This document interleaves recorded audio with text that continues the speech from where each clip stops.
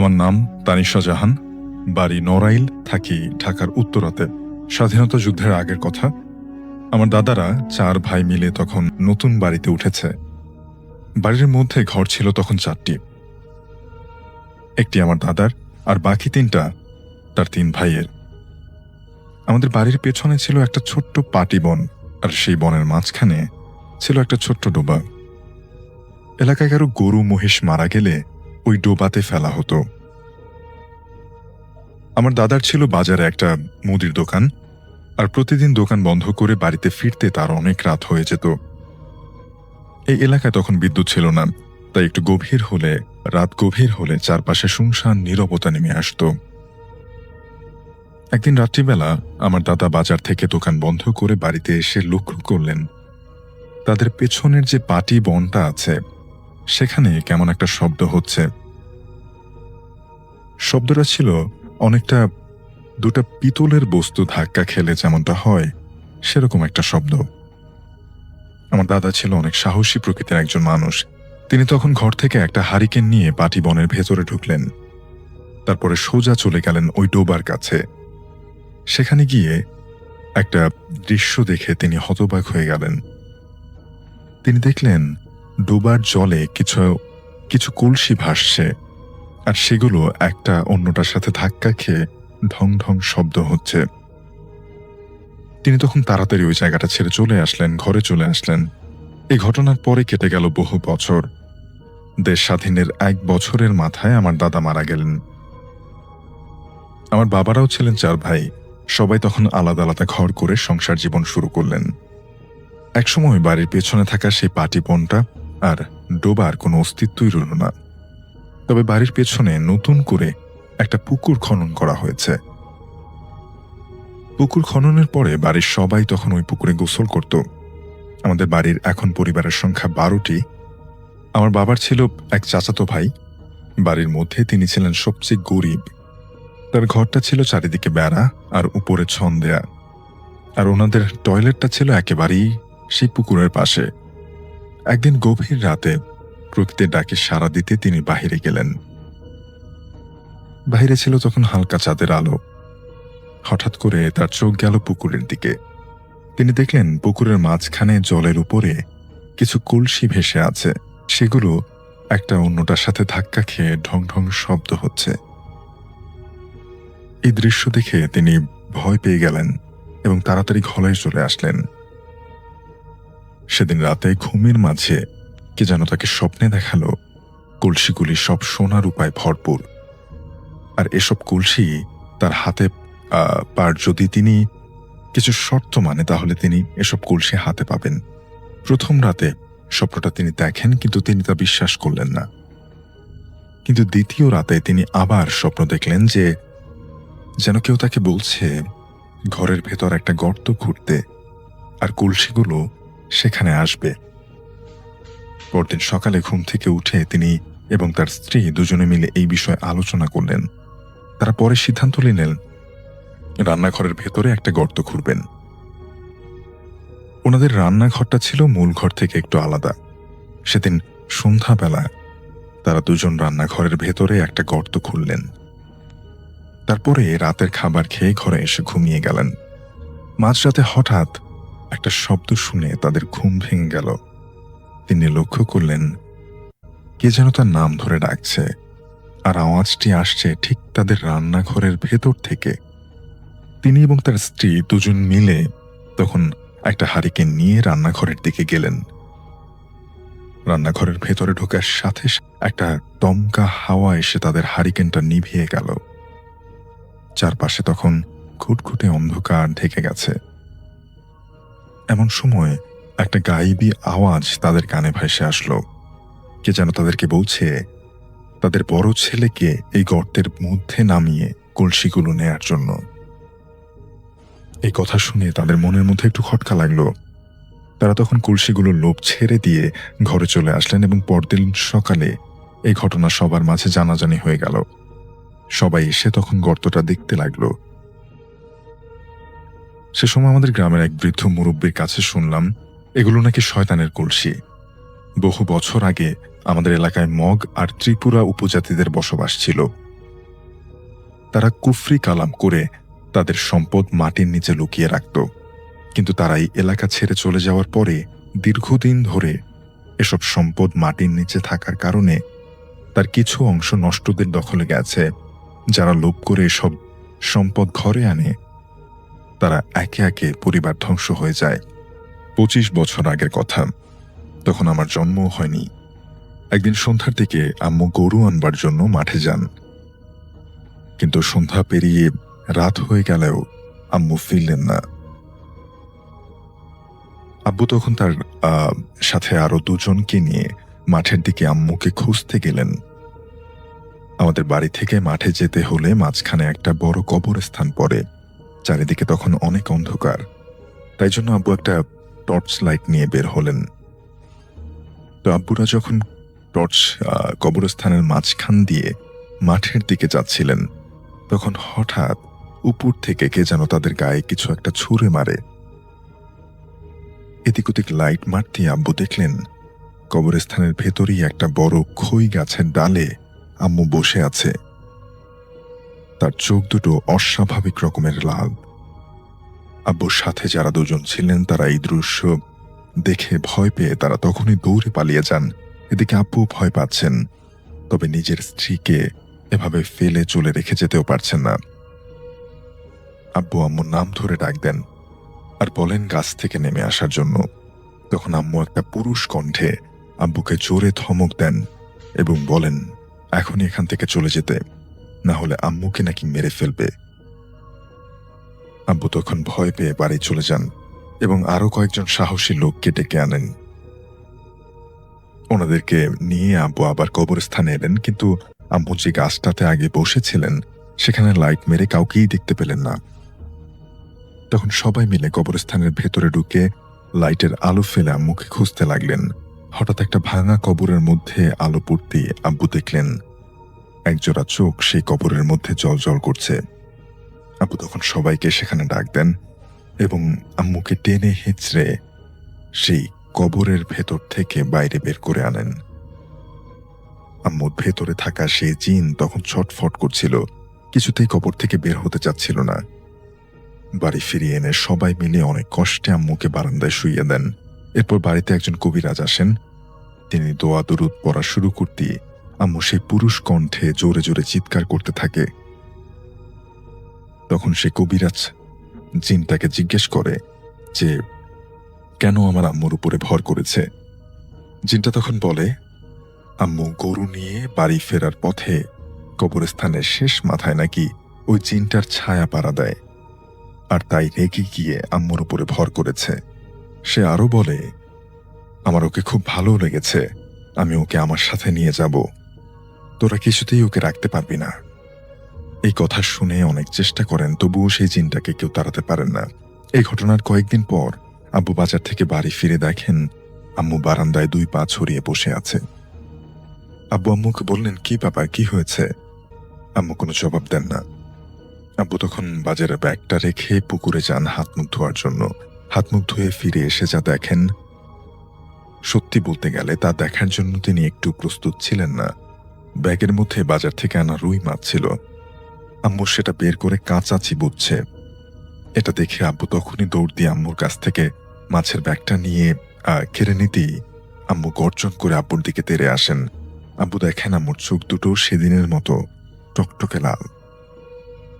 আব্বু আবার কবিরাজ ডাকেন, কিন্তু এই কবিরাজও ওই জিনের সাথে পেরে ওঠেন না। তবে তিনি আম্মুকে একটা তাবিজ দেন হাতে বাঁধার জন্য। ওটা থাকাকালীন জিন নাকি জিনে কোনো আসর করতে পারবেন না। কয়েকদিন পর মাঝরাতে হঠাৎ আব্বুর ঘুম ভেঙে যায়। ওনার হাত শক্ত কোনো কিছু একটা ফুটছিল। আব্বু চোখ খুলে দেখেন আম্মু তার পাশে নেই। শক্ত জিনিসটা হাতরে দেখতেই তিনি বুঝলেন এটা একটা মাদুলি। সাথে সাথে আব্বুর শরীরে একটা ভয়ের শীতল স্রোত বয়ে যায়। ভয়ে ভয়ে আব্বু ঘর থেকে বেরিয়ে আমার দাদা দাদিকে ডাক দেন। তারপর একটা টর্চ লাইট নিয়ে এদিক সেদিক আম্মুকে খুঁজতে থাকেন, কিন্তু তারা কোথাও আম্মুকে খুঁজে পান না। অবশেষে পুকুর পাড়ে এসে দেখেন আম্মু পুকুরের অন্য একটা কোনায় অন্ধকারে একা আনমনে দাঁড়িয়ে আছে। তার দৃষ্টি পুকুরের পানির দিকে। লাইটের আলো চোখে পড়তেই আম্মু একটা গোঙানির আওয়াজ করেন এবং সাথে সাথে আব্বু দেখেন কেউ যেন পেছন থেকে আম্মুকে ধাক্কা দিয়ে পানিতে ফেলে দিল। আম্মু খুব ভালোই সাঁতার জানতেন, তবু আব্বু দেখলেন আম্মু অনেক চেষ্টা সত্ত্বেও কিছুতেই পানির উপরে উঠতে পারছেন না। আব্বু চিৎকার করে দাদাকে ডেকে আম্মুর ওদিকে দৌড় দেন। তারপর পানিতে নেমে আম্মুকে পানির উপরে তোলার চেষ্টা করতে থাকেন। আব্বুর কাছে মনে হয় খুব শক্তিশালী কেউ একজন যেন পানির তলা থেকে আম্মুকে টানছে। আব্বু যখন আম্মুকে তুলতে পারছিলেন না, তখন আমার দাদা এসে আব্বুকে সাহায্য করেন। তারা দুজন মিলে আম্মুকে পানি থেকে টেনে ধরেন আর টেনে তোলেন। আম্মু তখন অজ্ঞান হয়ে গেছেন। আব্বু দ্রুত ঘর থেকে সেই তাবিজটা এনে আম্মুর হাতে বেঁধে দেন। কিছুক্ষণ পর আম্মুর জ্ঞান ফিরলে সবাই জিজ্ঞেস করে অত রাতে পুকুর পাড়ে কি করতে গেছিল। আম্মু তখন বলেন খাওয়া দাওয়া করে ঘুমিয়ে পড়ার পর তার নাকি আর কিচ্ছু মনে নেই। এরপর বেশ কয়েকবার ছোট ছোট কিছু ঘটনা ঘটে, তবে সেগুলো অতটাও ভয়ানক নয়। আমার জন্মের পর যখন আমার বয়স 5 বছর, তখন এমন একটা ঘটনা ঘটাল, আগুন জ্বলছে সেই চেহারায়। ভয়ে আম্মুর হাতে থাকা টর্চটা পড়ে যায় আর আম্মু অনুভব করেন কেউ যেন তাকে খুব জোরে ধাক্কা দিয়ে অনেক উপর থেকে নিচে ফেলে দিল। ঝপাস করে তিনি পানির মধ্যে পড়ে গেলেন আর তারপর আবার জ্ঞান হারান।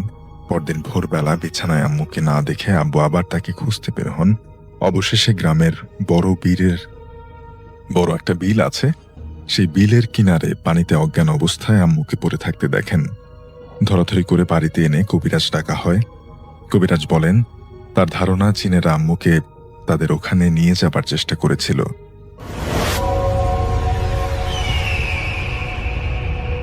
এখন যে ঘটনাটি আমি আপনাদের সাথে শেয়ার করতে যাচ্ছি, এই ঘটনাটির সময়কাল 1995 সালের দিকে। ঘটনাটি যার সঙ্গে ঘটেছিল তার নাম সোহাগ। আর ঘটনাটি যিনি আমাকে দিয়েছেন তিনি আমার বন্ধু, তিনি বর্তমানে আমেরিকাতে রয়েছেন। তার নাম হচ্ছে রোহান। রোহানের বাড়ি সিলেটের মজুমদার পাড়া। আর এই যে সোহাগ, এই সোহাগের বাড়িও সিলেটের মজুমদার পাড়ায়, যার কারণে রোহান এই ঘটনা সম্পর্কে অবগত। ওর কাছ থেকেই ঘটনাটি পাওয়া। তো কথা না বাড়িয়ে সরাসরি ঘটনাতে চলে যাচ্ছি। 1995 সালের দিকে সোহাগের বয়স ছিল 12 কি 13 বছর।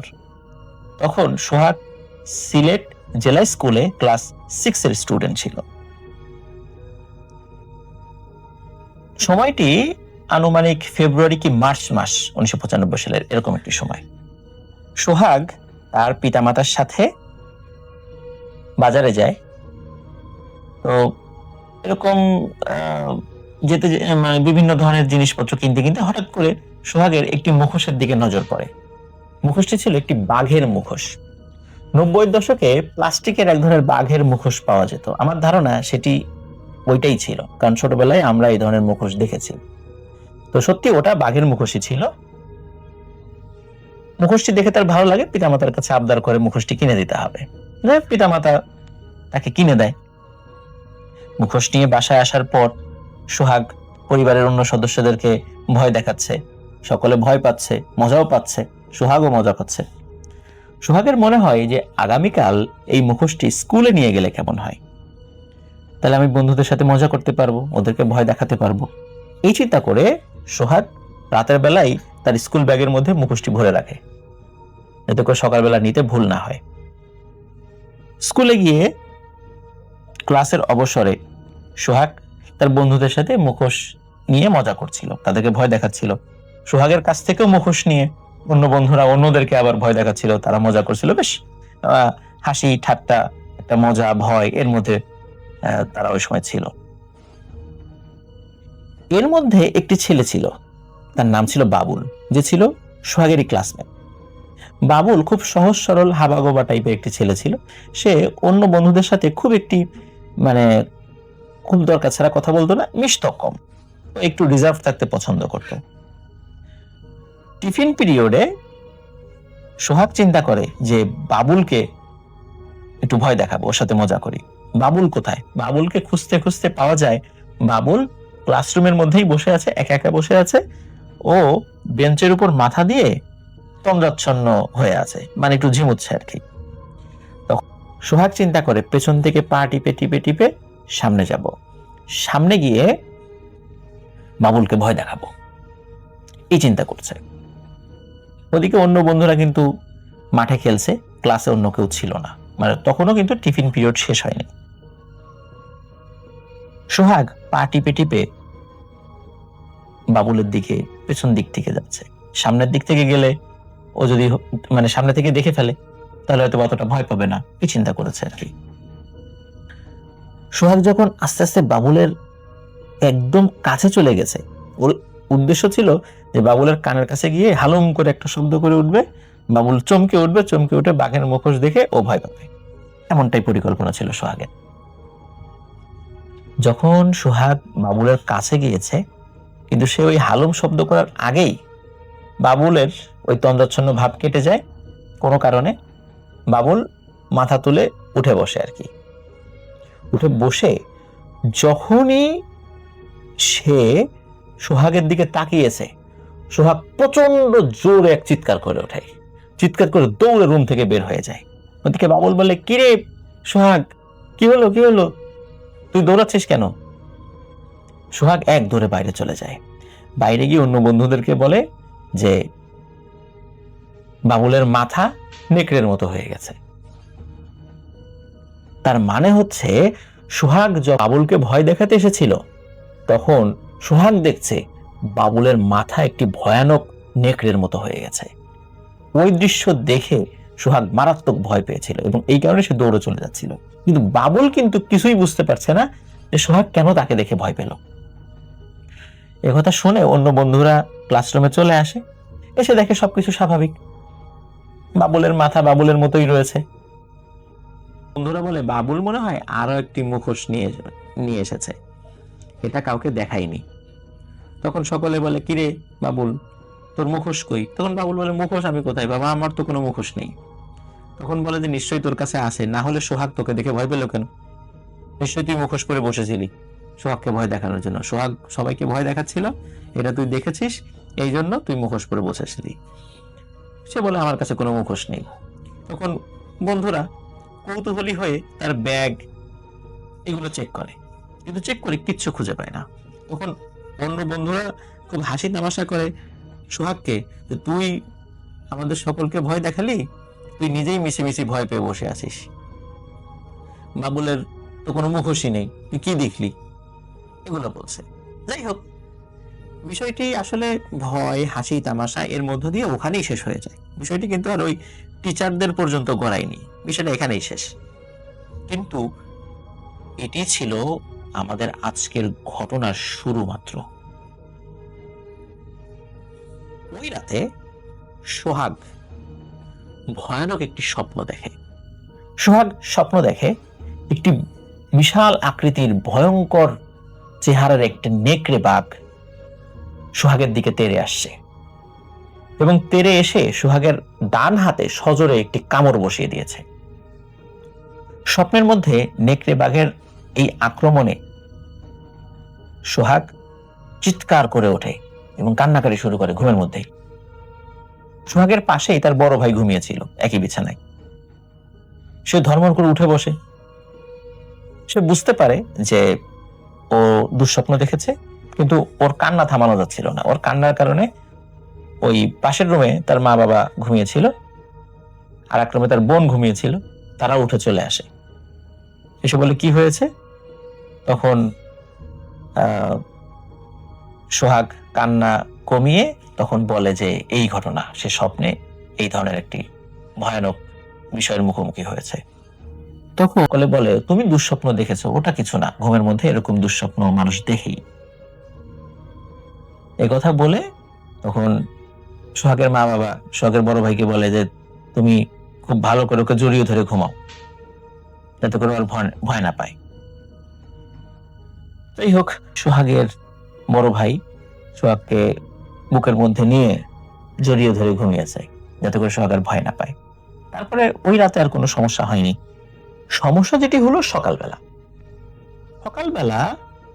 সোহাগ ব্যথায় চিৎকার চেঁচামেচি শুরু করেছে। সকলে দেখে যে সোহাগের ডান হাত অস্বাভাবিক রকমের ফুলে গিয়েছে, কারণ সে রাতে বলেছিল যে স্বপ্নের মধ্যে নেকড়ে বাঘ তার ডান হাতে কামড় দিয়েছে। সোহাগের ফ্যামিলি বেশ শিক্ষিত পরিবার মানে ছিল আর কি। তারা বিষয়টি আসলে প্যারানরমাল বা এই টাইপের কোনো বিষয় হিসাবে নেয় না।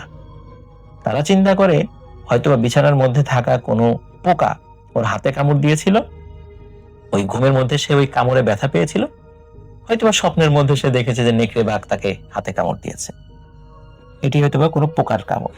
কিন্তু হাতে কিন্তু কোথাও কোনো কামড়ের চিহ্ন নেই, মানে পোকা কামড় দিলেও যে কোথাও লাল হয়ে থাকবে, কালো হয়ে যাবে এমন টাইপের কিছু নেই, জাস্ট খালি হাত ফোলা আর প্রচন্ড ব্যথা।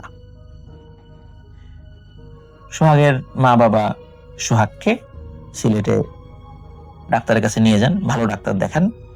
ও ডাক্তার স্বাভাবিক যেই ওষুধ বা ট্রিটমেন্ট সেটি করেন, কিন্তু সে ব্যথায় চিৎকার চেঁচামেচি করছিল। এক পর্যায়ে ডাক্তার তার হাতে একটি ইনজেকশন পুশ করে। ধারণা করা হয়েছিল যে আস্তে আস্তে বিষয়টি স্বাভাবিক হয়ে যাবে, কিন্তু না, বিষয়টি একই রকম রয়ে যায়। ওষুধে কোনো কাজ হচ্ছিল না, ব্যথাও কমছিল না, ফোলাও কমছিল না। সোহাগের পরিবার ঠিকভাবে সচ্ছল ছিল, যার কারণে ট্রিটমেন্ট করাতে কোথাও কোনো অসুবিধে হয়নি। ঢাকাতে নিয়ে যায়, ঢাকাতে নিয়ে অনেক ভালো ভালো ডাক্তারের কাছে নিয়ে যাওয়া হয়, ভালো ভালো হসপিটালে নিয়ে যাওয়া হয়, সেখানে ট্রিটমেন্ট করানো হয়। একটি শুধু উপকার হয়েছিল, সেটি হচ্ছে ব্যথা কমেছিল, কিন্তু ফোলাটি কমেনি। এই ধরনের সমস্যা যখন হয় তখন সোহাগের পরিবার তারা বিষয়টি আসলে মানে মেডিকেল ট্রিটমেন্টের মাধ্যমে সমস্যার সমাধান করার চেষ্টা করছিল,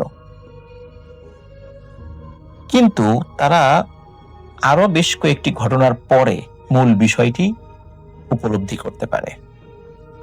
এর কয়েকদিনের মধ্যে, মানে এর কয়েকদিনের মধ্যে বলতে ডাক্তারি ট্রিটমেন্ট প্রায় 1 মাস করানো হয়েছে, তারপরে যখন ওষুধ চলছিল এর কয়েকদিনের মধ্যে সোহাগের এক আত্মীয় বাড়ি, খুব নিকট আত্মীয়, সেটা ছিল সিলেটের জকিগঞ্জে। সেখান থেকে একটি দাওয়াত আসে, মানে যেতেই হবে এমন একটি অবস্থা আর কি। তখন সোহাগের যেহেতু ফোলা না কমলেও ব্যথা কমেছিল, কিন্তু তখনও আসলে ওইভাবে সব জায়গা মুভমেন্ট করার মতো অবস্থা তার ছিল না। কারণ পরিবারের সবাই যদি দাওয়াত খেতে যায় তাহলে বাসায় একা কার কাছে ওকে রেখে যাবে, এরকম একটা বিষয় যখন সৃষ্টি হয় তখন দেখা গেল সোহাগ তো মোটামুটি নড়াচড়া করতে পারছে, তাহলে ওকেও নিয়ে যাই, ওকেও জকিগঞ্জে নিয়ে যাই। তখন পরিবারের অন্য সদস্যদের সাথে সোহাগও দাওয়াত খেতে যায়। ওই বাড়িতে যখন ঢুকেছে, মানে দাওয়াতি ওই বাড়িতে যখন ঢুকেছে, ওই বাড়িতে থাকা 3, 4, 5, 6 বছর এরকম যে বাচ্চারা ছিল, সবাই সোহাগকে দেখেই ভয়ে দৌড়াচ্ছে এবং বলছে বাঘ বাঘ আসছে, এরকম বলছে। যারা বড়রা আছে তারা তো কেউ বুঝতে পারছে না যে কি ব্যাপার, বাঘের কথা বলে কেন, তারা বিষয়টি আসলে পাত্তা দেয় না। কিন্তু সোহাগ তো ছোট মানুষ, 12-13 বছর বয়স, সে যেখানে হাঁটতে হাঁটতে যাচ্ছে বা কারোর সাথে যাচ্ছে ওই টিও বাড়িতে, বাচ্চারা তাকে দেখে ভয় পাচ্ছে এবং দূরে চলে যাচ্ছে, বলছে বাঘ বাঘ, এটা বল। এখন বিষয়টি শুরুর দিকে গুরুত্ব না দিলেও আরো একটি ঘটনার কারণে তখন অনেকেই গুরুত্ব দিতে বাধ্য হয়। যখন দুপুরবেলা খাবার খেতে বসেছে টেবিলে, বসার পর ওই একই টেবিলে আরো একটি পরিবার বসেছে, তাদের সাথে 6 বছর কি 7 বছর বয়সী একটা মানে ছেলে সন্তান ছিল তাদের। ওই ছেলে যখন সোহাগের দিকে তাকিয়েছে, সে মানে কোনো ধরনের কোনো সাউন্ড করার আগেই সে চিৎকার করে অজ্ঞান হয়ে পড়ে যায়। মানে কি হয়েছে পরে যখন তার জ্ঞান ফেরে তখন বলে যে সে বাঘ দেখেছে। কোথায়? বলে ওই টেবিলের সামনে। তখন অনেকেই মানে চিন্তা করে যে বিশেষ করে বড় মানুষরা, কি ব্যাপার, কি হচ্ছে এগুলো, সব বাচ্চারা কি ভুল দেখছে, কিন্তু বড় মানুষরা তো দেখছে না। ওই দাওয়াতের বাড়িতে অতিথি হিসাবে আসা একজন হুজুর টাইপের একজন মানুষ, তিনি কিন্তু এই বিষয়টি শুরু থেকে লক্ষ্য করেছিলেন। তখন সোহাগের বাবাকে একটু আড়ালে ডেকে এনে বলেন যে আপনার ছেলেকে ভালো একজন হুজুর দেখান। মনে হচ্ছে বিষয়টি সাধারণ চিকিৎসা ব্যবস্থায় এটি ভালো হবে না, আপনার ছেলের অন্য কোনো সমস্যা রয়েছে। সোহাগের বাবা এই ঝাড়ফুঁক, এই প্যারানর্মাল বিষয়গুলো অতটা আসলে বিশ্বাস করতেন না। এই কারণে তিনি বিষয়টা আসলে গুরুত্ব দেননি। তিনি বলেছিলেন যে বাচ্চা কাচ্চারা এমনি ভয় পাচ্ছে, ও কিছু না। কিন্তু আরো একটি ঘটনার পরে তিনিও অন্য চিন্তা করতে বাধ্য হন। ওই বাড়ি থেকে আসার কয়েকদিন পরে তাদের ঘরে একটি ভিন্ন ধরনের ঘটনা ঘটে। সোহাগের সাথে তার বড় ভাই ঘুমাতো, যেটা আমরা শুরুতেই বলেছি।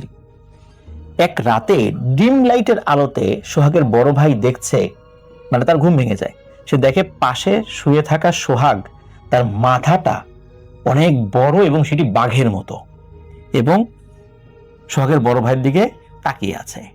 এই দৃশ্য দেখে সোহাগের বড় ভাই প্রচন্ড জোরে এক চিৎকার দিয়ে বিছানা থেকে মানে উঠে লাফ দিয়ে ঘরের বাইরে চলে যায়। তার চিৎকারে ঘরের অন্য সদস্যরা উঠে যায়, কি হয়েছে বলে সে এই দৃশ্য দেখেছে। কিন্তু সবাই এসে দেখে যে না, সোহাগ স্বাভাবিক, আগের মতোই। তখন বাড়ির সকলে বুঝতে পারে যে এই এতদিন ধরে যে আমরা যে ট্রিটমেন্ট করছি বা অন্য কাজের দিক কাজ করছি তাকে সুস্থ করার জন্য, আসলে এর মূল বিষয়টা অন্য জায়গায়। তখন সোহাগের কাছে জিজ্ঞাসা করে, যে শুরু থেকে জিজ্ঞেস করে যে তোমার সাথে কি এমন এই নেকড়ে দেখার আগে স্বপ্নে অন্য কোনো অস্বাভাবিক বিষয়গুলো হয়েছিল? তখন বলে হ্যাঁ, আমি ক্লাসে বাবুলকে দেখে ভয় পেয়েছিলাম। তখন ওই ঘটনাটি পরিবারের সদস্যদেরকে খুলে বলে। এরপরে বাবুলের পরিবার ভালো একজন হুজুরের কাছে বাবুলকে, মানে সরি, সোহাগের পরিবার ভালো একজন হুজুরের কাছে সোহাগকে নিয়ে যায়।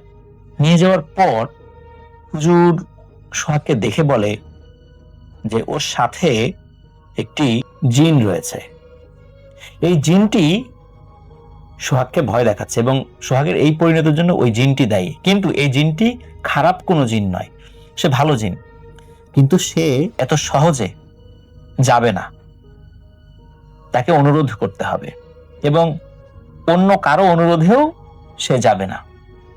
এখন সমস্যার সমাধান কি? সমস্যার সমাধান হুজুর বলে যে বাবুল যাকে ভয় দেখাতে গিয়ে সোহাগ ভয় পেয়েছিল, সমাধান তার কাছে আছে। আপনারা বাবুলের পরিবারের সাথে কথা বলেন, বাবুল যদি ভালোবেসে সোহাগের হাতের উপরে হাত দিয়ে আস্ত মানে আলতো করে মালিশ করে দেয়, তাহলে সোহাগের হাত ভালো হয়ে যাবে। কারণ বাবুল হাবাগোবা সহজ সরল হওয়ার কারণে ক্লাসের অন্য বাচ্চা কাচ্চারা ওকে ভয় দেখাতো। তো যার কারণে ওই সময় সে যখন ভয় দেখাতে এসেছে, তখন বাবুলের সাথে একটি ভালো জিন রয়েছে, সে সোহাগের উপর খুব ক্ষিপ্ত হয়। যার কারণে সোহাগ যেটি দেখেছে বাবুলের মাথা নেকড়ের মতো, এটি আসলে ওই জিনটা দেখিয়েছে। এরপরে এই সোহাগের উপরে সে অ্যাটাক করেছে। এখন সোহাগের মা বাবা বলছে যে সোহাগ তো ছোট মানুষ, বয়স কত তার বোঝা নাই। এখন বলে যে যদিও সে না বুঝে করে ফেলেছে, আপনারা বাবুলের পরিবারের সাথে যোগাযোগ করুন, এই সমস্যার সমাধান এইভাবেই হবে, কোনো দোয়া তাবিজ বা এগুলোতে আসলে কাজ হবে না। তখন সোহাগের পরিবার বাবুলের পরিবারের সাথে যোগাযোগ করে। এখানে একটা সমস্যা দেখা দেয়, সেটা হচ্ছে যে বাবুলের বাবা সে বদলি হয়ে সিলেট এসেছিল, তিনি সরকারের একজন উচ্চপদস্থ কর্মকর্তা ছিলেন। এখন উনি আবার এই বিষয়টি শুনে বিশ্বাসই করতে চাচ্ছিলেন না, কারণ বাবুল একটু বোকাশোকা হাবাগোবা, এটা তার পরিবারের সদস্যরা জানতো, কিন্তু এই যে প্যারানর্মাল বিষয়টি, এটি তারা বিশ্বাস করতে চাচ্ছিলেন না। আরো একটা কারণে তারা এই বিষয়টিতে অনাগ্রহ প্রকাশ করছিলেন, কারণ হচ্ছে যে এই যে প্যারানর্মাল এই বিষয়টি যদি বাবুল কোনোভাবে বুঝতে পারে, যেহেতু সে বুঝতে পারে না বা পরিবারের অন্য সদস্যরা বা আত্মীয় স্বজনরা জানতে পারে, তাহলে তারা ওকে হয়তো বা ভয় পাবে বা অন্য, এখন যেমন ভালোবাসে বোকাশোকা হিসাবে বা যেহেতু সহজ সরল মানুষ সবাই তাকে আদর করে, হয়তো ওকে দেখে ভয় পাবে অনেকেই। এই কারণে বাবুলের পরিবার থেকেও এই বিষয়টি নিয়ে আসলে আগ্রহ প্রকাশ তারা করছিলেন না, মানে অনাগ্রহী ছিলেন যে তার ছেলে তার ওই ছেলেকে গিয়ে মানে হাত দিয়ে মালিশ করে দেবে। যদি বাবুল নিজে বুঝতে পারে পরবর্তীতে যে তার সাথে জিন রয়েছে, সে নিজেও হয়তো বা অস্বাভাবিক, আরো বেশি অস্বাভাবিক হয়ে যেত। এরকম ডিফারেন্ট চিন্তা তারা করছিলেন। যাই হোক, যেহেতু সোহাগ অনেকদিন ধরে অসুস্থ, খুব ভালো করে বুঝিয়েছে, তখন উনি এই বিষয়গুলি না প্রকাশ করার শর্তে রাজি হন। তখন সত্যি বাবুল এখন বাবুলের তো ক্লাসমেট, আর সে সহজ সরল বাচ্চা, ও অত কিছু আর মনেও রাখে নাই আসলে। সে মানে বাবুলের কাছে, মানে সোহাগের কাছে এসে বলছে, কিরে সোহাগ, তুই অনেকদিন স্কুলে আসিস না, কি হয়েছে? তখন সোহাগ বলে, এই দেখ আমার হাত ফুলে গেছে, ব্যথা। বলে ঠিক হয়ে যাবে। এই বলে মানে বাবুল কিছু বলতে হয় নাই বাবুলকে। বাবুল হাত দিয়ে যখন সোহাগের হাতের উপর মানে হাত বুলিয়েছে, মানে অদ্ভুত ব্যাপার, তখনই কমে যায় নাই। পরের দিন সকালবেলা একদম স্বাভাবিক, মানে সোহাগ একদম স্বাভাবিক, তার হাত একদম স্বাভাবিক। এবং এরপর থেকে সোহাগের সাথে আর কোনো ঘটনা ঘটেনি। কিন্তু এই ঘটনার পর বাবুলের বাবা ট্রান্সফার হয়ে উনি সিলেট থেকে চলে যান। এরপর থেকে আসলে বাবুল কোথায় ছিল, বর্তমানে কোথায় আছে, তার অবস্থা কি, এই বিষয়টি আমরা জানতে পারিনি। আসসালামু আলাইকুম রাসেল ভাই, আশা করছি আপনি ভালো আছেন। রাসেল ভাই, আমি শাকিল আহমেদ, লালমনিরহাট জেলার প্রত্যন্ত একটা গ্রাম থেকে আপনাকে ঘটনা পাঠাচ্ছি। আর আজকে আমি যেই ঘটনাটি আপনার সঙ্গে শেয়ার করব, এই ঘটনাটা আমাদের এলাকার একটা প্রাচীন, খুবই পুরাতন একটা পুকুরকে নিয়ে। যেই ঘটনাটা আমি আমার দাদুর মুখ থেকে শুনেছিলাম। আমার দাদু আমাকে যেভাবে বলেছে আমি ঠিক সেভাবেই বলার চেষ্টা করছি। ঘটনাটার মূল যে বিষয়টা সেটা হচ্ছে, মানুষ লোভে পড়লে আসলে কি করতে পারে, আপনারা সেটাই আজকে জানতে পারবেন যদি ঘটনাটা শেষ পর্যন্ত শোনেন। তো রাসেল ভাই, আমাদের এলাকার যেই পুকুরটা ছিল, সেই পুকুরটার ইতিহাস আসলে অনেকেই জানে না। কারণ অনেকেই বলে যে এই পুকুরটা 200 বছরের আগের পুকুর, আবার অনেকেই বলেন যে এই পুকুরটা 100 বছরের আগের পুকুর। কিন্তু এই পুকুরটা যখন হয়েছিল তখনকার আমলের কোনো মানুষ এখন বেঁচে নেই। কিন্তু যেই ঘটনাটা আমি আজকে আপনাকে বলছি, এই ঘটনাটা প্রায় আনুমানিক 100 বছর আগের ঘটনা। তো তখন মানুষ মূর্খ ছিল এবং মানুষের ভিতরে অন্ধবিশ্বাসটা বেশি ছিল। অনেকেই বিশ্বাস করত এই পুকুরটা একটা গয়বিক পুকুর, মানে আপনা আপনি হয়ে গেছে বা আল্লাহর তরফ থেকে হয়ে গেছে। এবং যারা বিধর্মী ছিল বা অন্যান্য ধর্মে ছিল, তারা বলে যে তাদের ধর্ম থেকে, তাদের ধর্মের স্রষ্টা এটাকে বানিয়ে দিয়েছে। তো সব থেকে কমন যেই বিষয়টা ছিল সেটা হচ্ছে, এই পুকুরে সবার মতো কাজকর্ম করত। অনেকেই এখান থেকে মাছ ধরে খেত, অনেকেই এখানে গোসল দিত, অনেকেই পুকুরে মানে তাদের আসবাবপত্র, গরু ছাগল হাঁস মুরগি সবাই এই পুকুরটাতে সবার মতো করে ব্যবহার করত। কিন্তু এই পুকুরটার পাশেই ছিল একজন বৃদ্ধ লোকের বাড়ি, যেই বৃদ্ধ লোকের 3টা সন্তান। সেই 3টা সন্তান ছিল মানে মোটামুটি একটা লোভী টাইপের। তারা লোভে পড়ে আসলে কি করে শেষ পর্যন্ত, যদি আপনারা কাহিনীটা শোনেন তাহলে হয়তো বুঝতে পারবেন। তো এই 3 ভাইয়ের মধ্যে প্রথম যে ভাই ছিল, এই ভাই মানে সবসময় পুকুর খনন করতো আর কি। উনি অন্যান্য জায়গায় গিয়ে, এলাকার বিভিন্ন জায়গায় গিয়ে মাটি কাটতেন আর কি, মাটি কাটে পুকুর করতেন আর কি। এটা হচ্ছে ওনার পেশা। আর এক ভাই ছিল যিনি হচ্ছেন কাঠ মিস্ত্রি, উনি বিভিন্ন রকমের আসবাবপত্র বানাতেন কাঠ দিয়ে। আর তাদের মধ্যে একজন যে ছোট ভাই, সে ছিল বেকার, কোনো কিছুই করতো না, বাড়ির মধ্যে থাকতো আর কি। তো রাসেল ভাই যেই বড় ভাই ছিল, এই বড় ভাই একদিন গভীর রাতে এই পুকুরে গোসল দিতে যান এবং গোসল দেওয়ার সময় উনি লক্ষ্য করেন পানির ভিতরে কিছু একটা খুব ঝলঝল করে জ্বলছে। এত মানে সুন্দর একটা জিনিস, কলসি টাইপের বা এরকম টাইপের একটা জিনিস, যেই জিনিসটা স্বর্ণের বা রূপার এরকম টাইপের। তো এটা দেখে উনি খুবই আবেগ আপ্লুত হন এবং উনি ওনার যে বাকি 2 ভাই আছে, সেই 2 ভাইকে এই কথাটা শেয়ার করেন। তখন ওনারা বলেন যে এইটা তো গয়বি একটা পুকুর, এখানে তো এরকম জিনিস থাকতেই পারে। তো এটা আসলে আমাদের হাতে আসার কোনো সন্দেহ নাই, এটা দেখতে পারো, এটা ভালো হয়েছে। তো এটা দেখার পর তার একদিন পর আবার মেজো ভাই যে আছে, সেই মেজো ভাই আবার এই সেম জিনিস সেখানে দেখেন, যখন উনি গোসল দেন এবং গোসল দেওয়ার পর ডুব দেন, ডুব দিয়ে উনি দেখেন যে নদীর মাঝখানে, পুকুরটার মাঝখানে একটা খুব বড় একটা জিনিস জল জল করে চলছে, মনে হচ্ছে স্বর্ণ বা রূপা এরকম জিনিস। তো এইটা দ্বিতীয় নম্বর ভাই যখন দেখলো, তখন তাদের মধ্যে লোভ আঁকড়ে গেল। তারা এই জিনিসটাকে পাওয়ার জন্য এই যে 3 ভাই মিলে প্রতি রাত্রে এখানে পাহারা দিত, দেখতো যে আসলে ওই জিনিসটা কি এই দিকে আসে কিনা। এবং এটা যখন করতেছিল তারা আসলে এইটা ভাবতে ভাবতে তারা একদিন চিন্তা করলো যে একদিন রাত্রে যেই ভাই আর কি 3 ভাইয়ের রাত্রের বেলা গোসল দিবে প্রতিদিন, যেই ভাই আর কি এইটা দেখবে সেই ভাই তাড়াতাড়ি করে আরেক ভাইদেরকে ডাকবে এবং তারা 3 জনে মিলে সেখানে গিয়ে দেখবে আসলে মূলত এখানে কি। তো ওইখানে যাওয়ার মতো তারা একটা নৌকা এবং ওইখানে লাইট টাইট সব কিছু রেডি করে রেখেছে। তো এর মধ্যে হঠাৎ করে একদিন এক ভাই স্বপ্নে দেখে যে ওই যে মানে মাঝখানের যে স্বর্ণটা আছে, সেই স্বর্ণটার পিছনে একজন বডিগার্ড আছে। সেই বডিগার্ড আর কি তাদেরকে বলে যে তোমরা যদি একটা কাজ করতে পারো বা তুমি যদি একটা কাজ করতে পারো তাহলে এই স্বর্ণের হাড়িটা তোমাদের জন্য হয়ে যাবে। তো তখন ওই স্বপ্নের মধ্যে ওই ভাই আর কি ওই বডিগার্ডের কাছ থেকে জানতে পারে যে যদি তারা 7 দিন, একদম একটানা 7 দিন 7 রাত এই পুকুরে কাউকে নামতে না দেয়, যদি এই পুকুরের পানিটাকে শুদ্ধ রাখে, এই পুকুরের পানিটাকে যদি পরিষ্কার রাখতে পারে, তাহলে যেই 7 দিন গত হওয়ার পরে যে প্রথম রাত, সেই রাত্রে তারা এই স্বর্ণের যে কলসটা আছে বা স্বর্ণের যে মুদ্রার জিনিসটা আছে সেই জিনিসটা তারা পাবে। এটা স্বপ্নে দেখার পর প্রথম বড় ভাই বাকি 2 ভাইকে জানায় যে এরকম করতে হবে।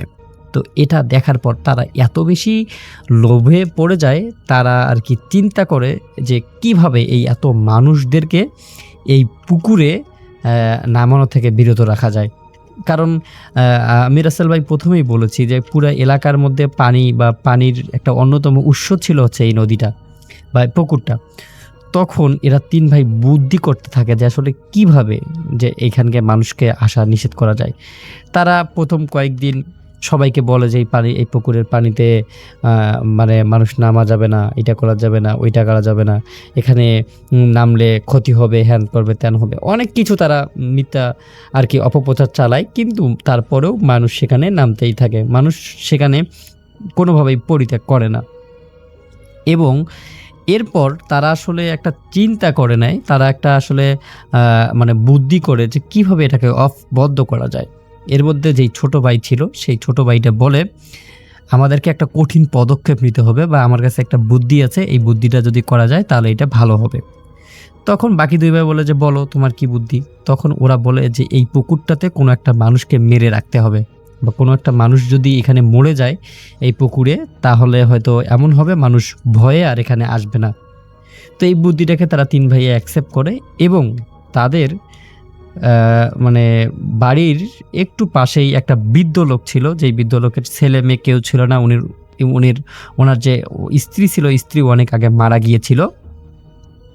তো ওনারা কি করে ওই বৃদ্ধ লোককে ফাঁসলিয়ে ওদের বাড়িতে নিয়ে এসে কোনো না কোনোভাবে ওরা ওই পুকুরটার মধ্যে ফেলে দিয়ে এই বৃদ্ধ লোকটাকে ওখানেই মৃত্যু করায়। এবং পরদিন সকালবেলা যখন মানুষ সেখানে গোসল দিতে যায় তখন দেখে যে এই বৃদ্ধ এখানে পানিতে ডুবে মারা গেছে।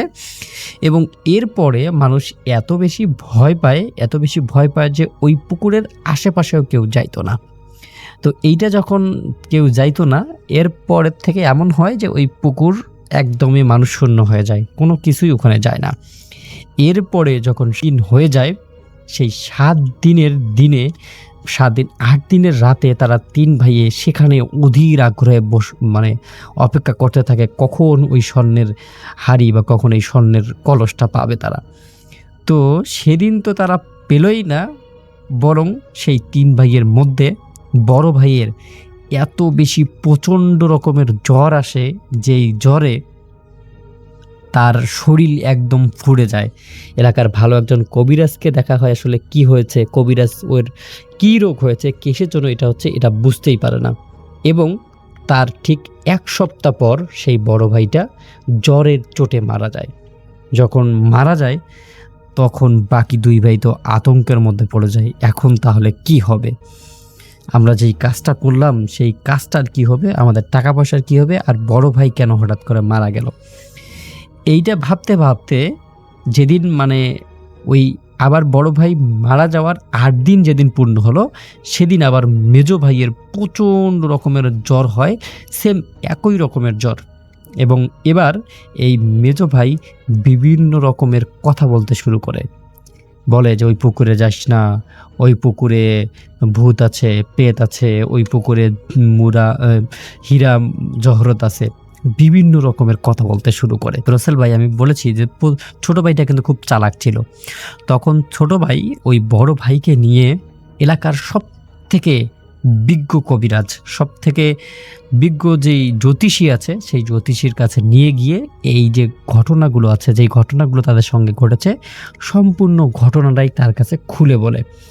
তখন ওই জ্যোতিষী তাদেরকে ধমক দিয়ে বলে, তোমরা এটা কী কাম করেছো?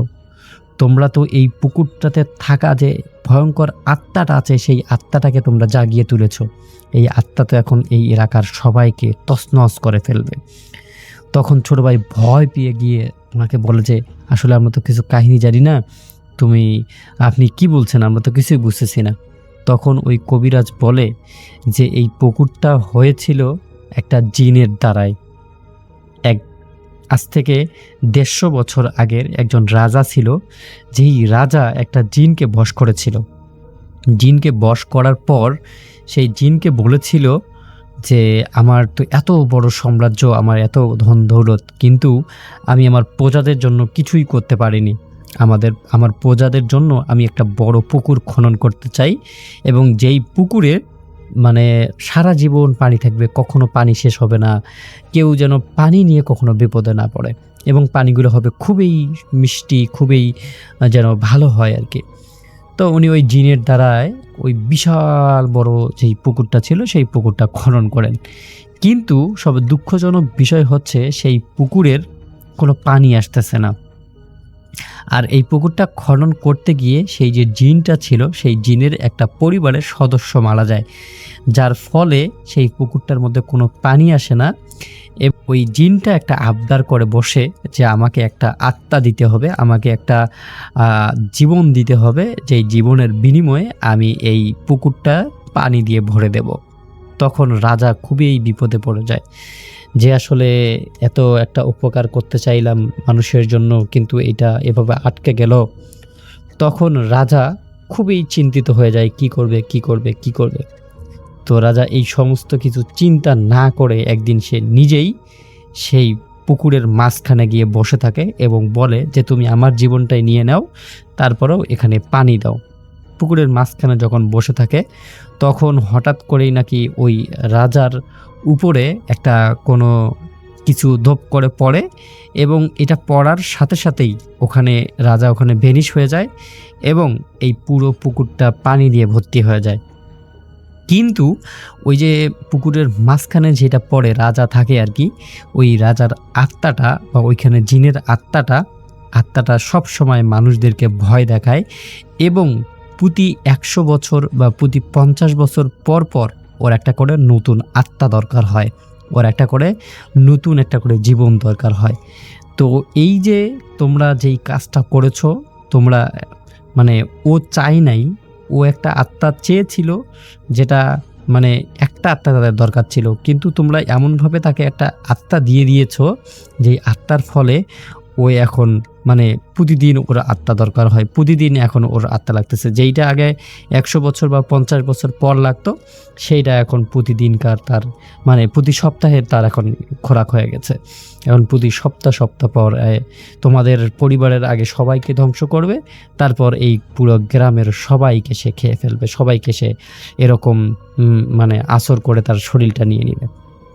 তো এটা শোনার পর ছোট ভাই অনেক বেশি একেবারে ভয়ে পুরো তছনছ হয়ে যায়, তার জীবন খা হয়ে যায়। সে আসলে ভাবতেই পারে না যে এই একটা ছোট কারণের তার এরকম হবে। তখন সে সেই কবিরাজের পায়ে পড়ে যায়, কবিরাজের পা ধরে কবিরাজকে বলে যে এটার থেকে আমাদেরকে রক্ষা করুন।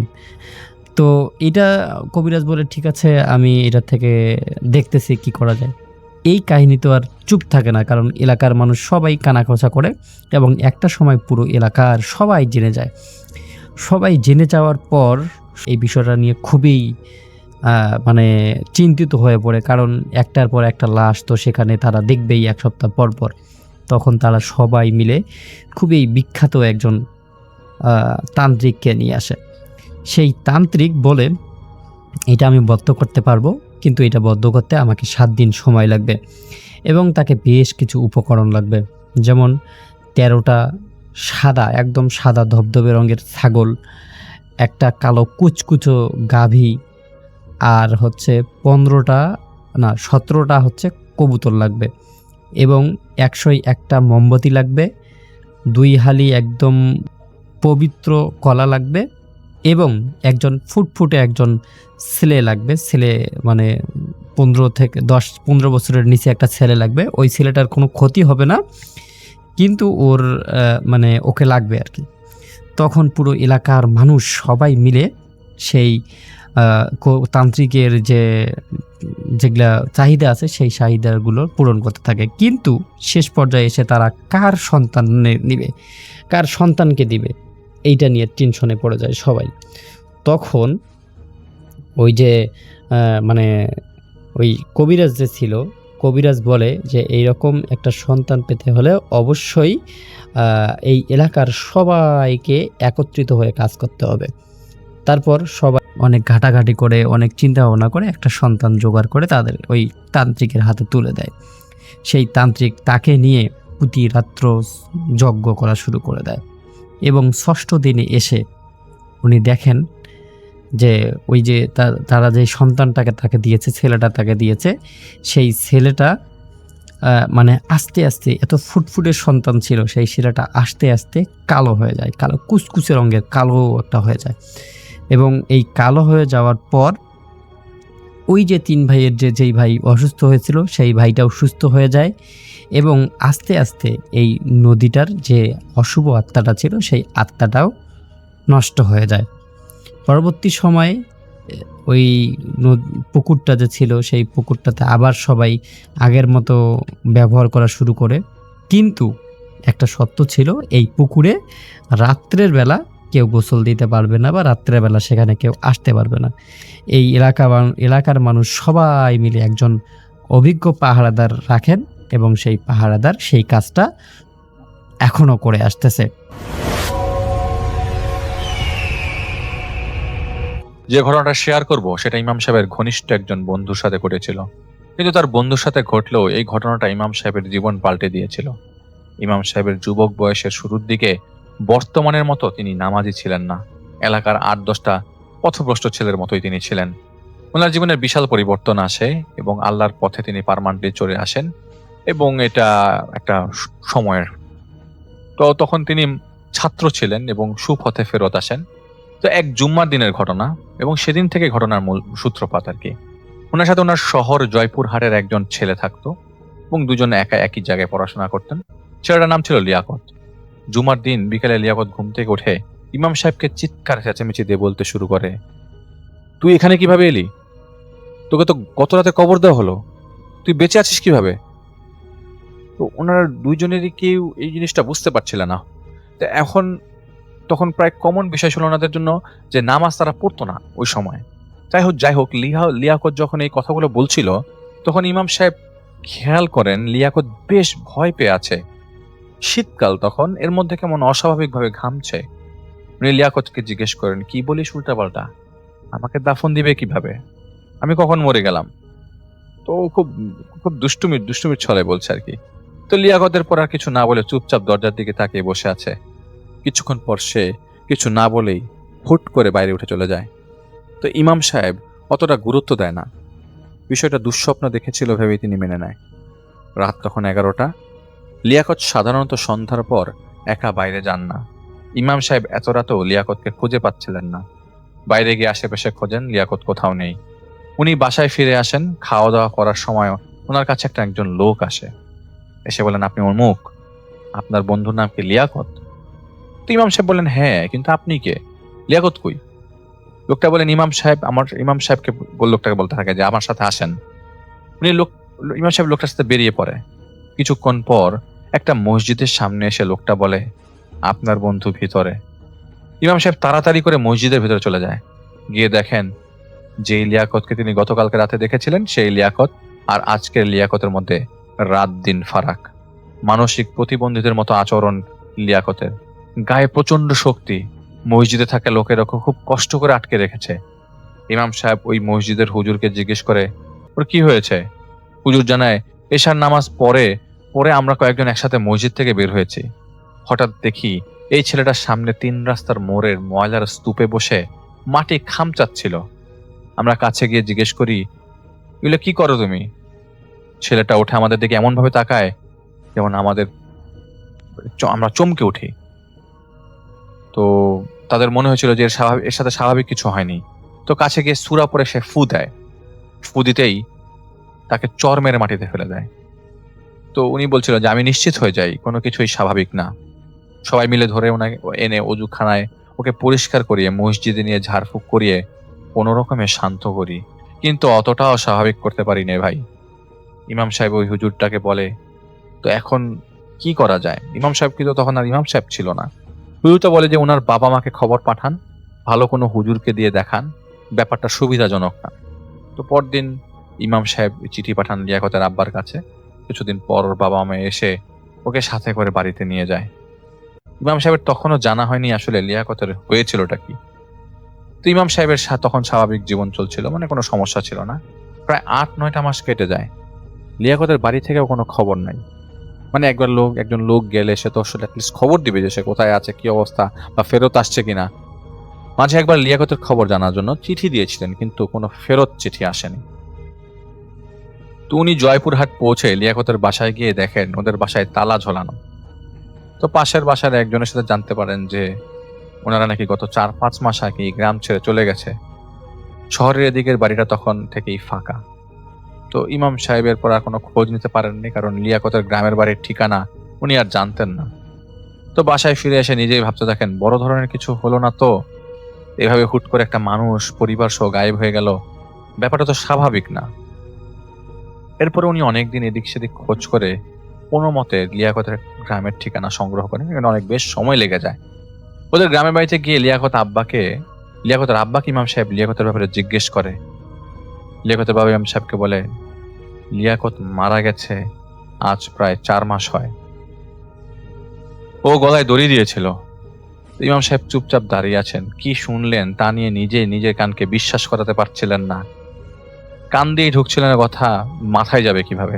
লিয়াকতের বাবাকে তিনি জিজ্ঞেস করেন, আত্মহত্যা কেন করলো? তো তা আত্মহত্যা করার মতো ছেলে ছিল না, কি হয়েছিল? তোর বাবা বলল, সেদিন ওকে বাসায় নিয়ে আসার পর অনেকটা ঠিক হয়ে গেছিল। পরের দিন ভোরবেলা ওর আম্মা ফজরের নামাজ পড়ার জন্য উঠে আর কি। তো সালাম ফেরানোর সময় দেখে লিয়াকত দরজার সামনে দাঁড়িয়ে রাগে দাঁত কিটমিট করছিল। ওর মা ভয় পেয়ে যায়। নামাজ থেকে উঠে লিয়াকতকে জিজ্ঞেস করে, ঘুমাস নাই কেন এখনো? সাথে সাথে লিয়াকত ওর আম্মার গলা চাপ দিয়ে ধরে ধাক্কা মেরে মাটিতে ফেলে দেয়।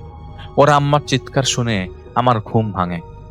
উঠেই দেখি লিয়াকত ওর আম্মার চুল টেনে ধরে যেন ছিঁড়ে ফেলবে। আমি রেগে গিয়ে লিয়াকতকে একটা ধাক্কা মারি। লিয়াকত উঠে এসে আমার গলা চাপ দিয়ে ধরে বলে, আমি বাসায় থাকলে নামাজ পড়বি না, আমার সামনে টুপি পরে ঘুরবি না। এটা বলে তার গলা ছেড়ে দিয়ে লিয়াকত চলে যায়। তো লিয়াকতের মা বুঝে ফেলে এটা লিয়াকতের কাজ না। লিয়াকত ওর আম্মা আমার সাথে, মানে ওর বাবা বলছিল আমার সাথে একই আচরণ করতে পারে না। পরের দিন মসজিদে যেয়ে হুজুরকে ডাকি। হুজুর এসে কিছু টের পায় না, উল্টো বলে যায়, জিনে ধরেনি, পাগল টাগল হয়ে গেছে আপনার ছেলে। রাতে খাবার খাওয়ার জন্য ওকে ওর আম্মা ডাকতে গিয়ে দেখে লিয়াকতের চোখে মুখে গত রাতের মতোই একটা কেমন অচেনা ভাব। ওর আম্মা ভয় ভয়ে ওকে ডেকে বলে, খাবার খেয়ে যা। লিয়াকত বলে, খেয়েছি, অনেকগুলা খেয়েছি, খিদা নাই, আর বিরক্ত করিস না। ওর আম্মা এটা শুনে ভয় পেয়ে চলে আসে। তো লিয়াকতের আব্বা বলে, আমিও ওর ডাকাডাকি করিনি সেদিন। কিছুদিন পর রমজান মাস চলে আসে। কয়েকজনের সাথে ওকে জামাতে পাঠাই দিই। কিছুদিন বাদে ফিরে আসার পর লিয়াকত একদম স্বাভাবিক, আর কোনো উল্টাপাল্টা ব্যবহার করছিল না, নামাজি হয়ে গেছে একদম। দেখতে দেখতে রমজান মাস চলে যায়। রোজা শেষ হওয়ার 1 সপ্তাহ পর থেকে লিয়াকতের শুরু হয় বিশাল উল্টাপাল্টা আচরণ। সারাদিন ওর ঘর বন্ধ করে রাখে, বাইরে বের হয় না, কাউকে রুমে ঢুকতে দেয় না। রমজানের পরের জুম্মায় লিয়াকত নিজ থেকে মসজিদে চলে যায়। অজু করছিল, এমন সময় আশেপাশের লোকজন দেখে লিয়াকত কোনো কারণ ছাড়াই নিজেই নিজের মাথাটা টিউবওয়েলের সাথে টানা কয়েকটা বার বাড়ি মারল। কিছুক্ষণ পরে রক্তের বন্যা হওয়ার মতো অবস্থা। চিৎকার চেঁচামেচি করিয়ে বাসায় এসে জিজ্ঞেস করি, নিজের মাথা ফাটালি কেন? আর কি হয়েছে তোর? বেশ কয়েকদিন ধরে এরকম করছিস কেন? লিয়াকত বলে, আব্বা, ও প্রথমে একজন ছিল, এখন ওরা অনেক। টিউবওয়েলের সামনে ওদের মধ্যে একজন আমার মাথা বাড়ি মেরেছে। আমি আমার মাথা ফাটাই নাই, ওরা আমার মাথা ফাটাইছে। আমি অবাক হয়ে জিজ্ঞেস করি, কারা ওরা? মাথায় ব্যথা পেয়েছিস তাই এসব আবল তাবল বলছিল? ঘুমা। লিয়াকত আমার হাত চেপে ধরে কেঁদে দেয় কাঁদতে কাঁদতে। আব্বা, এখন ওরা নাই, আমি সব বলি, শোনেন, ওরা থাকলে সাহস পায় না কাউকে কিছু বলার। লিয়াকত বলে, ওই দিন জুমার নামাজের পর দুপুরে আমি ঘুমাইছিলাম, স্বপ্নে দেখি আমার বন্ধু, এই ইমাম সাহেবের কথা বলছেন, ওই মারা গেছে সড়ক দুর্ঘটনায়, ওর দাফনও করা হয়ে গেছে। স্বপ্নটা এমন ছিল যা দেখে আমার মনে হয়েছিল এটা স্বপ্ন না, এটা বাস্তব। ঘুম থেকে উঠে ওকে জিজ্ঞেস করি, তোকে তো দাফন দেওয়া হয়েছে, তুই এখানে কেমনে আসলি? তো সে খুব অবাক হয়ে যায়, কি বলে দাফনের কথা, কি বলিস? সেটা বলার সাথে সাথে আমি দেখতে পাই দরজা বরাবর 6-7 হাত দূরে শূন্য একটা লোক ভাসছে। হাতে একটা গরুর মাথার খুলি, মুখের অর্ধেকটা ঝলসানো, অন্য পাশের চোখটা তার বন্ধ ছিল। আমি এটা দেখে চুপ হয়ে যাই। কিছুক্ষণ পর লোকটা আমার দিকে এগোতে শুরু করলে আমি দৌড় দিয়ে ঘর থেকে বের হয়ে যাই। এদিক সেদিক হাঁটি। সন্ধ্যার পর একটা ময়লা ফেলার স্তূপের ওইদিকে যায়া আমার বন্ধুর কণ্ঠস্বর স্বর শুনতে পাই। ওই দিকে যাই, গিয়ে দেখতে পাই আগের যে লোকটা ময়লার উপরে বসে কিছু খোঁজার চেষ্টা করছে। আমি ওকে দেখে দৌড় দেবার সময় সে হুট করে আমার সামনে এসে দাঁড়িয়ে পড়ে। বলে, ভয় পাস কেন? তুই তো আমাদেরই একজন। ওই ছেলেটা বলছিল। আমি জিজ্ঞেস করি, আপনি কে? সে বলে, আমি তো তোর সাথেই থাকি সবসময়। সঠিক সুযোগ পেয়ে আজ দেখা দিলাম। ভয় নাই, আমার কথা মতো চল, তোর কোনো ক্ষতি আমি করব না। এটা শুনে আমি ঘাবড়া যাই। লোকটাকে বলি, চলে যান, আমার সামনে থেকে চলে যান, আপনাকে দেখলেই আমার ভয় লাগে। লোকটা এরপর কি জানি বলে, আমার আর মনে নেই। এরপর থেকে আমি আর স্বাভাবিক অবস্থায় থাকতে পারি না বেশিক্ষণ। তোমাদের সাথে বাড়ি চলে আসার পর প্রতিদিনই সে আমার সামনে আসে, শুধু একটা কথাই বলে, তুই নামাজে দাঁড়াবি না, তুই নামাজ পড়বি না। রমজান মাসে সে একদিনও সামনে আসে নাই। রোজা শেষ হওয়ার পর এক রাতে হুট করে বাইরে থেকে কুকুরের কান্না শুনতে পেয়ে আমি বের হই। গিয়ে দেখি ওই লোকটা আমার বাড়ির সামনে আম গাছের উপর বসে আছে বাবা। সেখান থেকে লোকটা আমাকে বলে, কিরে, ভালোই তো ইমানদার হচ্ছিস, তবে এত সহজে তোকে আমরা আমাদের সঙ্গ ছাড়তে দিব না। এটা বলার সাথে সাথে ওর ইশারায় গাছের পেছন থেকে অসংখ্য লোক বের হয়ে আসে। লোকটা আমাকে বলে, এখানে তোর আর আমার মতো আরো 90 জন আছে, তুই যখনই নামাজের কথা ভাববি তখনই তোকে এরা নিজেদের অস্তিত্ব বুঝিয়ে দেবে। এটা বলে লোকটা বাকিদের সাথে হুট করে গায়েব হয়ে গেল। এরপর থেকে আমি যখনই মসজিদে যাবার কথা ভাবি তখনই উল্টাপাল্টা হয়। বেশ ভয় পাইতাম। একদিন সাহস করে ঘরের ভেতরে এশার নামাজে দাঁড়িয়েছিলাম। নামাজ শেষ করে শোবার পর অনুভব করি আমার পায়ের কাছে, গলার কাছে, মাথার উপর, হাতের কাছে অসংখ্য সাপের মতো কিছু ঘোরাফেরা করছে, যাদের ওজনের কারণে আমি নড়তে পারছিলাম না। আমার শরীর ভর্তি সাপ। কোনো রকম হাতটা ছুটিয়ে এদিক সেদিক খুঁজে বুঝতে পারি আমার বিছানা ভর্তি মোটা মোটা সাপ। কয়েকটা মিলে আমার পা পেঁচিয়ে ধরে রেখেছে, আমি নড়তে পারছি না। ভয়ের কারণে গলা দিয়ে আত্মা বের হয়ে যাবার উপক্রম। এমন সময় আমার বিপরীত দিক থেকে একটা কর্কশ ধ্বনি ভেসে আসে, বুঝতে পেরেছিস নরকের স্বাদ কেমন? আজ থেকে প্রতিদিনই তোকে আমরা নরকের একটা স্বাদ দিব। কণ্ঠটা ছিল ওই লোকটার। এর মধ্যে একটা সাপ আমার বুকের উপরে বসে কানের কাছে ফসফস করতে শুরু করে। আমার কাছে মনে হচ্ছিল আজ রাতেই আমি মারা যাচ্ছি। আমি আল্লাহর নাম নিয়ে এক ধাক্কা দিয়ে বিছানা থেকে উঠে বসি। দেখি কোনো সাপ নাই। তাড়াতাড়ি করে গিয়ে অজু করে ঘরে চলে আসি। অজু করে বসার সাথে সাথে নিজের ভেতর থেকে অন্যরকম একটা প্রশান্তি কাজ করছিল। ভয়টাও না কেটে গিয়েছিল। রাত চলে যায়। এরপরের জুম্মায় আমি নামাজের জন্য অজু করছিলাম, তখন ওদের মধ্যে একজন এসে আমার মাথা ফাটিয়ে দেয়। এসব বলার পর লিয়াকত হতাশ হয়ে আরো কাঁদতে শুরু করে। আমি ওকে বলি, লিয়াকতের বাবা বলে যে ইমাম সাহেবকে, আমি ওকে বলি, বাবা তুই রেস্ট নে, আমি দেখছি কিছু একটা করা যায় কিনা। লিয়াকত ঘুমিয়ে যায়।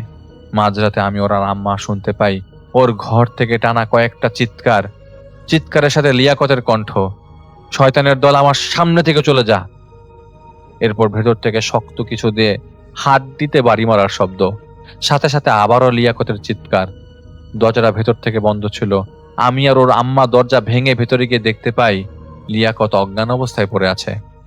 জ্ঞান ফেরানোর পর লিয়াকত বলে ওর পায়ে অনেক ব্যথা করছে। বুঝতে পারি পাটা ভেঙেছে। পরের দিন ওকে জিজ্ঞেস করি কি হয়েছিল রাতে। তো লিয়াকত বলে আমি নামাজ পড়ার জন্য উঠে দেখি পেছনে লোকটা দাঁড়িয়ে আছে, আমার সাথে তুমুল ঝগড়া। কাটাকাটির এক পর্যায়ে মেঝেতে জড়ো হয়ে অনেকগুলো কালো রঙের সাপ, এক একটাকে দেখে মনে হচ্ছিল গোটা একটা মানুষকে গিলে ফেলতে পারে। একটা সাপ এসে আমার পা ধরে মাটিতে ফেলে দিয়ে মুখের সামনে এসে বড় একটা ফনা তোলে, যা আমি দেখে চিৎকার করতে শুরু করি। এরপর ওই লোকটা এসে হাতে থাকা গরুর মাথার খুলি দিয়ে আমার পায়ে আঘাত করতে থাকে। দেখি এবার কিভাবে নামাজে দাঁড়াস। এরপর আমার জ্ঞান হারিয়ে যায়। আমার আর কিছু মনে নাই।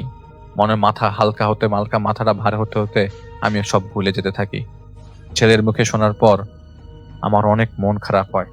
পরের দিন এদিক সেদিক ঘেটে ভালো একজন আলেমের সন্ধান পাই। আলেমকে গিয়ে ছেলের ব্যাপারে সব বলি। আলেম আমার সাথে বাসায় আসে। লিয়াকতকে দেখে আলেম বলে এর ভেতর সব নষ্ট হয়ে গেছে, একে বাঁচানো এখন কেবলমাত্র আল্লাহর হাতে, আমরা চেষ্টা করেও লাভ হবে না। এভাবে কয়েক মাস লিয়াকতের উল্টাপাল্টা আচরণ চলতে থাকে। একদিন সকালে ওর আম্মার চিৎকারে আমি দৌড়ে যাই লিয়াকতের ঘরে। গিয়ে দেখি লিয়াকত টিনের চালের সাথে লাগানো তক্তার সাথে গলায় দড়ি লাগিয়ে ঝুলে আছে। নামানোর পর বুঝতে পারি লিয়াকত এই দুনিয়ায় আর নেই। এরপর আমরা গ্রামে চলে আসি। ছেলেটার জন্য শহরের ওইদিকে থাকতাম, এখন তো আর ছেলে নাই। ইমাম সাহেব লিয়াকতের আব্বাকে জিজ্ঞেস করে চাচা আপনাকে তো অনেকবার চিঠি দিয়েছিলাম, আমি উত্তর দেন নাই কেন?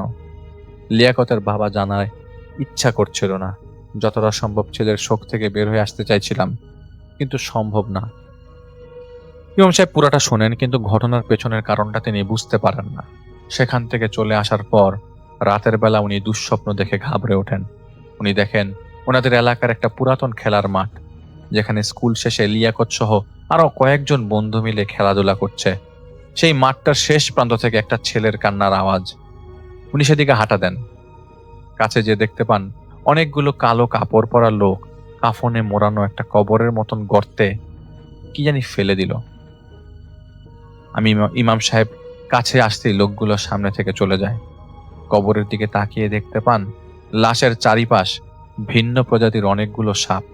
ইমাম সাহেবকে দেখে একটা সাপ তেড়ে আসতে শুরু করে। উনি স্বপ্নের মধ্যে দোয়া পড়েন এবং আরম্ভ করেন, আর দোয়া পড়া শুরু করে দেন এবং অমনি সাপগুলো সেখান থেকে চলে যায়। ইমাম সাহেব নিচে নেমে কাফনের মুখটা খুলে দেখতে পান লিয়াকতকে। চোখ বন্ধ করা লিয়াকতের মুখ থেকে একটাই কথা আসছিল বারবার, নামাজ ছাড়িস না। এই একটা কথাটা শেষ হবার সাথে সাথে ওনার ঘুম ভেঙে যায়। উনি উঠেই বুঝে ফেলেন ওনার রুমে অন্য কেউ আছে, উনি একা না। জোরে জোরে সূরা ফাতিহা পড়া শুরু করেন। সাথে সাথে তিনি ওনার ঘরের জানালার পাট্টাটা সরজরে খুলে যায়। ইমাম সাহেব নিজেও ভয় পেতে শুরু করেন। ফজর পর্যন্ত জেগে থাকেন। মনে মনে ঠিক করেন অতীতে যা যা করেছেন তার 100 ভাগই ভুল ছিল। নামাজবিহীন কোনো মানুষ শান্তিতে বেঁচে থাকতে পারে না। ফজরের আজান হলে মসজিদে চলে যান তিনি। নামাজ শেষ করে বাড়ি ফেরার পথে উনি শুনতে পান ওনার পেছনে কারো পা ঘষে ঘষে হাঁটার আওয়াজ। আপনি হাঁটছেন, আপনার পায়ের ঘষার শব্দ, সাথে আপনি আরেকটা পায়ের ঘষার শব্দ পাচ্ছেন। পেছনে তাকিয়ে হঠাৎ দেখেন কেউ নাই। তবে তিনি অনুভব করতে পারছিলেন ওনার আশেপাশে কেউ একজন লুকিয়ে লুকিয়ে তাকে দেখছে। উনি মসজিদ থেকে বাসায় এসে ঘুমিয়ে যান, যেহেতু রাত জেগেছিলেন। ঘুমিয়ে যাবার পর উনি আবারও একটা স্বপ্ন দেখেন। একটা কুৎসিত লোক ওনার কাছে এসে বলে, তোর বন্ধুটা এখন আমাদের সাথেই আছে, তুই থাকলে ওর ভাল লাগবে, দড়িটা হাতে নে আর চল, আমাদের সাথে চল। ওনার ঘুম ভাঙার পর আবারও সেই একটা অস্তিত্বের টের পান তিনি। উনি আর দেরি না করে ওনাদের মসজিদের হুজুরকে বিষয়টা বলেন। হুজুর বলেন ইবাদত করো, আল্লাহ ঠিক করে দেবে। হুজুর আরো বলেন কয়েকদিন পর এলাকা থেকে অমুক জায়গায় জামাতে যাওয়া হবে, সাথে চলো, দিনের দাওয়াত দিলে আত্মায় শান্তি আসবে। ইমাম সাহেব ওনাদের সাথে জামাতে চলে যান।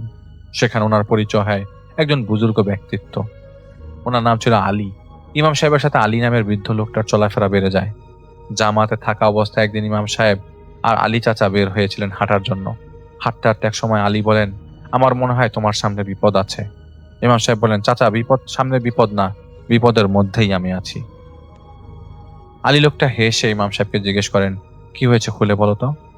ইমাম সাহেব লিয়াকতের সাথে ঘটনাটি বর্ণনা করেন। গত কয়েকদিন যাবৎ উনি যেই অদৃশ্য অস্তিত্ব অনুভব করতে পারছিলেন সেটাও বলেন। আলী শুধু বলে, তুমি সাহসী, তোমার ক্ষতি করতে পারবে না যদি কোনো অদৃশ্য অস্তিত্ব থেকে থাকে তোমার চারিপাশে। তবে মনে রেখো, দুনিয়া উল্টে গেলেও নামাজ ছাড়বে না, ছাড়লেই পস্তাবে। ইমাম সাহেব আলীকে আর কিছু বলে না, কারণ লিয়াকতের ঘটনাটা মনে পড়ার পর ওনার মন খারাপ হয়ে যায়। দেখতে দেখতে জামাতের দিন শেষ হয়ে আসে। সবাই যার যার বাড়ির উদ্দেশ্যে বের হয়ে গেছে। ইমাম সাহেব চলে যাওয়ার সময় আলী ওনাকে আবারও বলে, নামাজ ছেড়ো না। যাই হোক, ইমাম সাহেব বাসায় ফিরে আসার পর স্বাভাবিক জীবন। সেই রাতে এশার নামাজ শেষ করে বাড়ি ফেরার পর রাস্তার পাশে একটা জাম গাছের নিচে অনেকগুলো হাড্ডি পড়ে থাকতে দেখেন। হাড্ডি দেখে ভাবেন, একটু আগে তো এই পথ দিয়ে মসজিদে এলাম, তখন তো এসব ছিল না, আর পাশে এরকম কেউ নাই যে সেগুলি ফেলে যাবে। উনি একটা লাঠি নিয়ে হাড্ডিগুলো একটা গর্তে ফেলে মাটি চাপা দিয়ে বাসায় ফিরে আসেন। রাতের বেলা উনি তাহাজ্জুদ পড়ে শেষ করে ওঠার পর দরজায় কারো টোকার শব্দ পেয়ে দরজার কাছে যান। এত রাতে কে এলো ভাবতে ভাবতে দরজা খুলতেই ওনার চোখ কপালে উঠে যায়। উনি যাকে দেখে ওনার বেশ ধাক্কা লাগে, সবচেয়ে বড় ধাক্কা লাগে। দরজার সামনে লিয়াকত দাঁড়িয়ে আছে। উনি মনে মনে ভাবেন, মাথাটা নষ্ট হয়ে গেছে, ঘুমের মধ্যে এসব দেখছেন। চোখ কচলে আবারও তাকান, না, যে দাঁড়িয়ে আছে তার চেহারাটা হুবহু লিয়াকতের মতো। লিয়াকতের মতো লোকটা ইমাম সাহেবকে বলে, বাইরে চল। ইমাম সাহেব দরজা বন্ধ করে ভেতরে চলে যাবেন। এটা তখন ভাবার মতো মানসিকতা পাচ্ছিলেন না, কারণ ভয় পাচ্ছিলেন তিনি। উনি আনমনে লিয়াকতের পেছন পেছন হাঁটা শুরু করেন। লিয়াকত ওনাকে নিয়ে একটা শ্মশান ঘাটে চলে আসে। সেখানে আসতে ইমাম সাহেব দেখতে পান কিছুটা দূরে একটা লাশ পোড়াচ্ছে কেউ। সেটাকে ঘিরে অসংখ্য লোক দাঁড়িয়ে আছে। উনি আর লিয়াকত সেখানে যাওয়ার সাথে সাথেই লোকজনের মধ্যে একজন লিয়াকতকে ধাক্কা মেরে মাটিতে ফেলে দেয়, এক কোপে শরীর থেকে মাথাটা আলাদা করে ফেলে। সাথে সাথে সাইড থেকে একটা মোটা সাপ এসে মাথাটা গিলে ফেলে। লিয়াকতের শরীরটা টানা কয়েকবার ঝাঁকুনি দিয়ে ওঠে, যা থেকে ইমাম সাহেব মাটিতে পড়ে যান। কিন্তু তখনও জ্ঞান হারাননি, চোখ খোলা রাখতে পারছিলেন, তবে হাত পা নাড়ানোর শক্তি পাচ্ছিলেন না। ওই সাপটা তখন ইমাম সাহেবের বুকের উপর চড়ে বসেছে, চোখের কাছে এসে ফনা তুলে সামনে ফসফস করে যাচ্ছে। ইমাম সাহেব হাল না ছেড়ে মনে মনে আয়াতুল কুরসি পড়া শুরু করেন। পারছিলেন না, চাও চেষ্টা করছেন। কিছুক্ষণ পর সামান্য শক্তি পেয়ে তিনি উঠে দাঁড়ান, পেছনের দিকে দৌড় দেওয়া শুরু করেন। উনি দেখতে পান ওনার পিছু পিছু দা হাতে একটা লোক আসছে। পেছন থেকে হুবহু লিয়াকতের কণ্ঠে কেউ ইমাম সাহেবকে উদ্দেশ্য করে বলছেন, আমাকে একা রেখে যাস না, এদিকে আয়, আমি তোর বন্ধু। ইমাম সাহেব কিছু দূর দৌড়ানোর পর দেখতে পান খানিকটা সামনে থেকে একটা লোক তার দিকে এগিয়ে আসছে। সেই লোকটাকে দেখে দা হাতে নেওয়া লোকটা থেমে যায়। লোকটার চেহারা স্পষ্ট হবার পর ইমাম সাহেব তাকে চিনে ফেলেন। এই লোকটাই জামাতে তার সাথে পরিচয় হয়েছিল, আলী চাচা। ইমাম সাহেবের বয়স তো তখন কম, ছোট বয়স তখন। ইমাম সাহেব আর কিছু না ভেবে আলীর দিকে চলে গিয়ে হাঁপাতে হাঁপাতে সব বলেন। আলী বলেন, ভয় নাই, শান্ত হও। ইমাম সাহেব খানিকটা স্বাভাবিক হওয়ার পর মাথায় আসে, আলী চাচা এত রাতে কেন এখানে আসবেন। তিনি আলীকে প্রশ্ন করেন, আপনি এখানে কেন? আপনার বাড়ি তো এখানে এই এলাকায় না। আলী বলে, জানতে চাইছো? তবে বলছি, কিন্তু ঘাবড়াতে পারবে না। আলী জানায় সে আসলে একজন জিন। জামায়াত ইমাম সাহেবকে দেখে উনি বুঝে ফেলেছিলেন তার পেছনে খারাপ জিন লেগে গেছে, তাই তখন সেরকম কিছু বলেননি। ইমাম সাহেব আলীকে জিজ্ঞেস করেন, আমি লিয়াকতকে দেখলাম একটু আগে, ওকে কি কবর থেকে তুলে ফেলেছে জিনগুলো? আলী জানায়, সঠিকভাবে জানাজা হয়ে যাওয়া লাশ কবর থেকে তুলে আনা সম্ভব না। তোমার সামনে যে এসেছিল সে লিয়াকতের বেশ ধারণ করা ওদের মধ্যকার কোনো একটা কাফের জিন। তোমাকে ভয় দেখাতে চেয়েছিল, কাবু করতে চেয়েছিল। ইমাম সাহেব আলীকে লিয়াকতের ঘটনার ব্যাপারে জিজ্ঞেস করেন, কেন এসব হয়েছিল?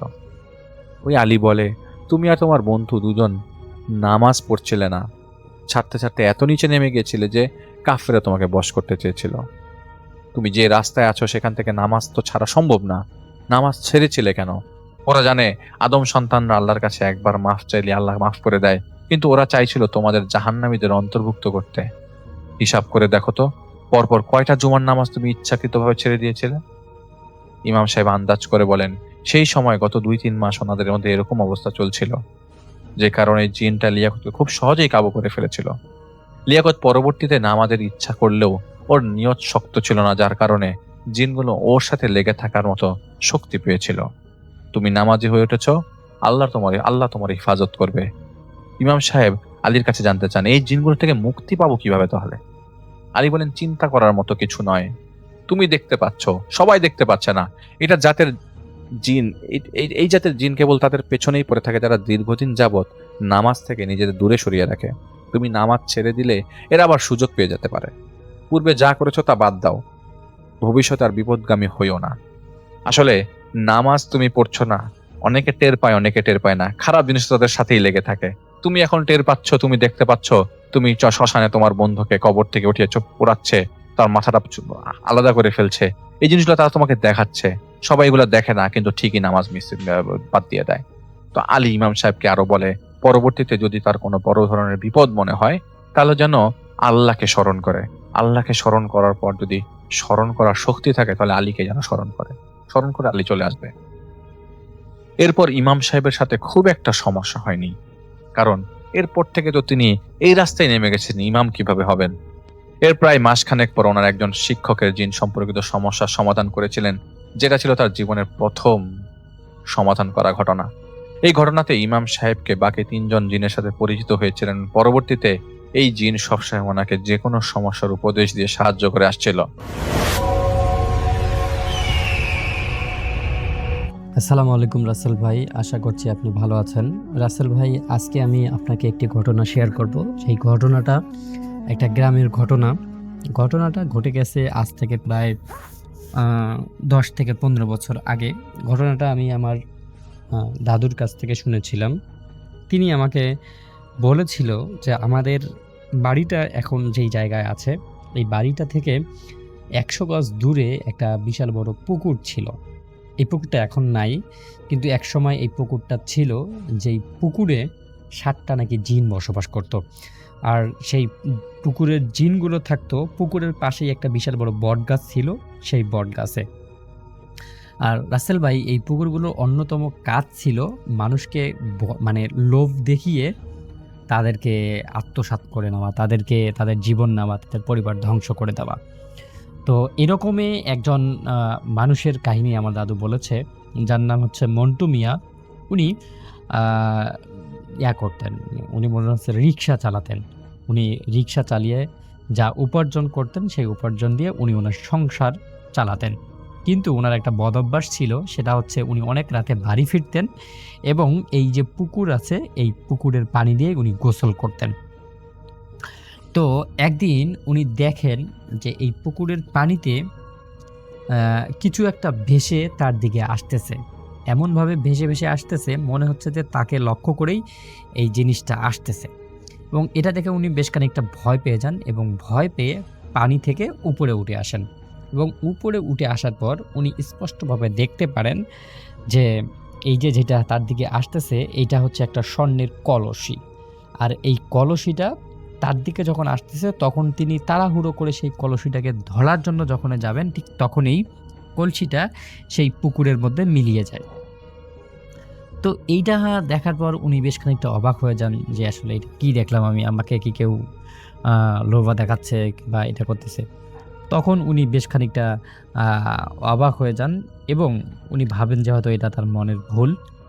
তো তিনি এটা বাদ দিয়ে আবার তিনি চলে যান এবং পরবর্তী দিন তিনি যখন আবার রাত্রের বেলা গোসল করতে আসেন, তিনি আবার সেই সেম জিনিসটাই লক্ষ্য করেন। এবং এরপর তিনি একদিন কি করেন, ওই যে মানে ওই পুকুরের পাশে যে বট গাছটা ছিল, সেই বট গাছের দিকে একদিন চুপি চুপি ওখানে বসে থাকেন, যে আসলে এই সামনের হাড়িটা কি হচ্ছে বা কি না হচ্ছে, এই জিনিসটাকে তিনি তদারকি করার জন্য তিনি ওখানে বসে বসে দেখেন। তো উনি দেখেন যে এই পুকুরের মাঝখান থেকে হঠাৎ করে একটা কলসি বের হয় এবং সেই কলসিটা এপাশ ওপাশ মানে এই দিক ওই দিক যায় আর কি।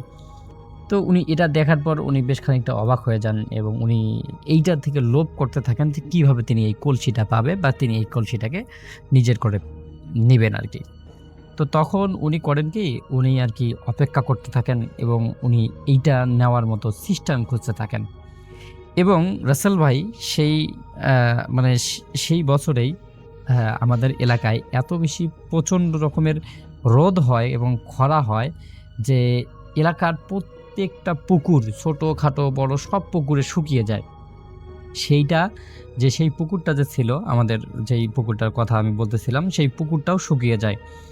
তখন এই যে মানে মন্টু মিয়া যে রিক্সা চালক ছিল, তখন উনি ভাবেন যে হয়তো এই যে ইয়াটা ছিল, এই যে কি বলে শূন্যের কলসটা যে উনি দেখছেন, এই কলসটা হয়তো এই পুকুরের মধ্যে কোথাও না কোথাও আছে।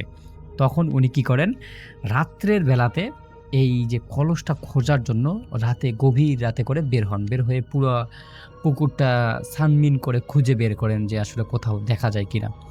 তো একদিন অমাবস্যার রাতে উনি সেই পুকুরটা যখন খোঁজ করতেছিল, তখন উনি দেখেন যে পুকুরটার মাঝখানে কিছু একটা জ্বলতেছে, মিটমিট মিটমিট করে কিছু একটা জ্বলতেছে। তখন উনি তাড়াহুড়ো করে সেই মানে আলোর যেখান থেকে মিটমিট করে জ্বলতেছে সেখানে যান এবং গিয়ে দেখেন যে মাটির নিচে কিছু একটা স্বর্ণের জিনিস লুকিয়ে আছে। তখন উনি ওই মাটিগুলো খুঁড়ে দেখেন যে একটা স্বর্ণের ড্যাগ, স্বর্ণের একটা কলসি। এই কলসিটা দেখে উনি এত বেশি উৎফুল্ল হয়ে যান, যেটা আর কি ওনার মানে এত বেশি খুশি হয়ে যান, উনি বলেন যে আমার জীবনটা ওনার চেঞ্জ হয়ে গেল। তখন উনি স্বর্ণের কলসিটা যখন নিতে যাবেন, ঠিক তখনই দুই পাশ থেকে দুইটা কালো কুচকুচে সাপ তার দিকে ফেনা দিকে তাকায়।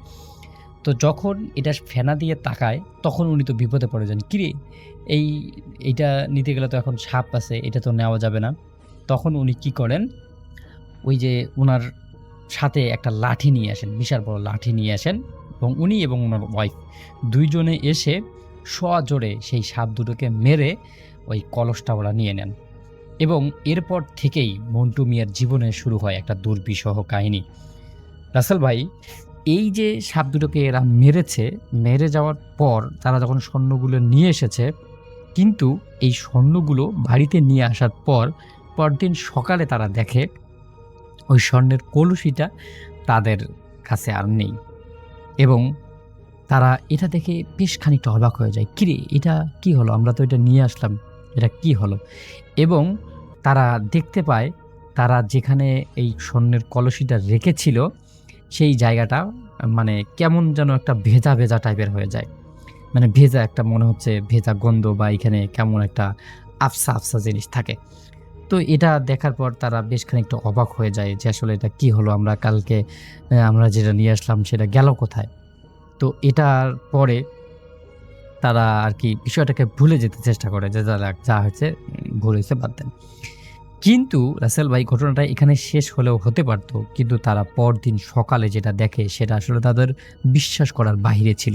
তারা দেখে তারা যেই জায়গায় কলসটা ছিল, ঠিক সেই জায়গায় তারা যে কলসটা নেওয়ার সময় দুটো সাপকে মেরেছিল, সেই সাপ দুটো আবার সেখানে হাজির হয়ে যায়।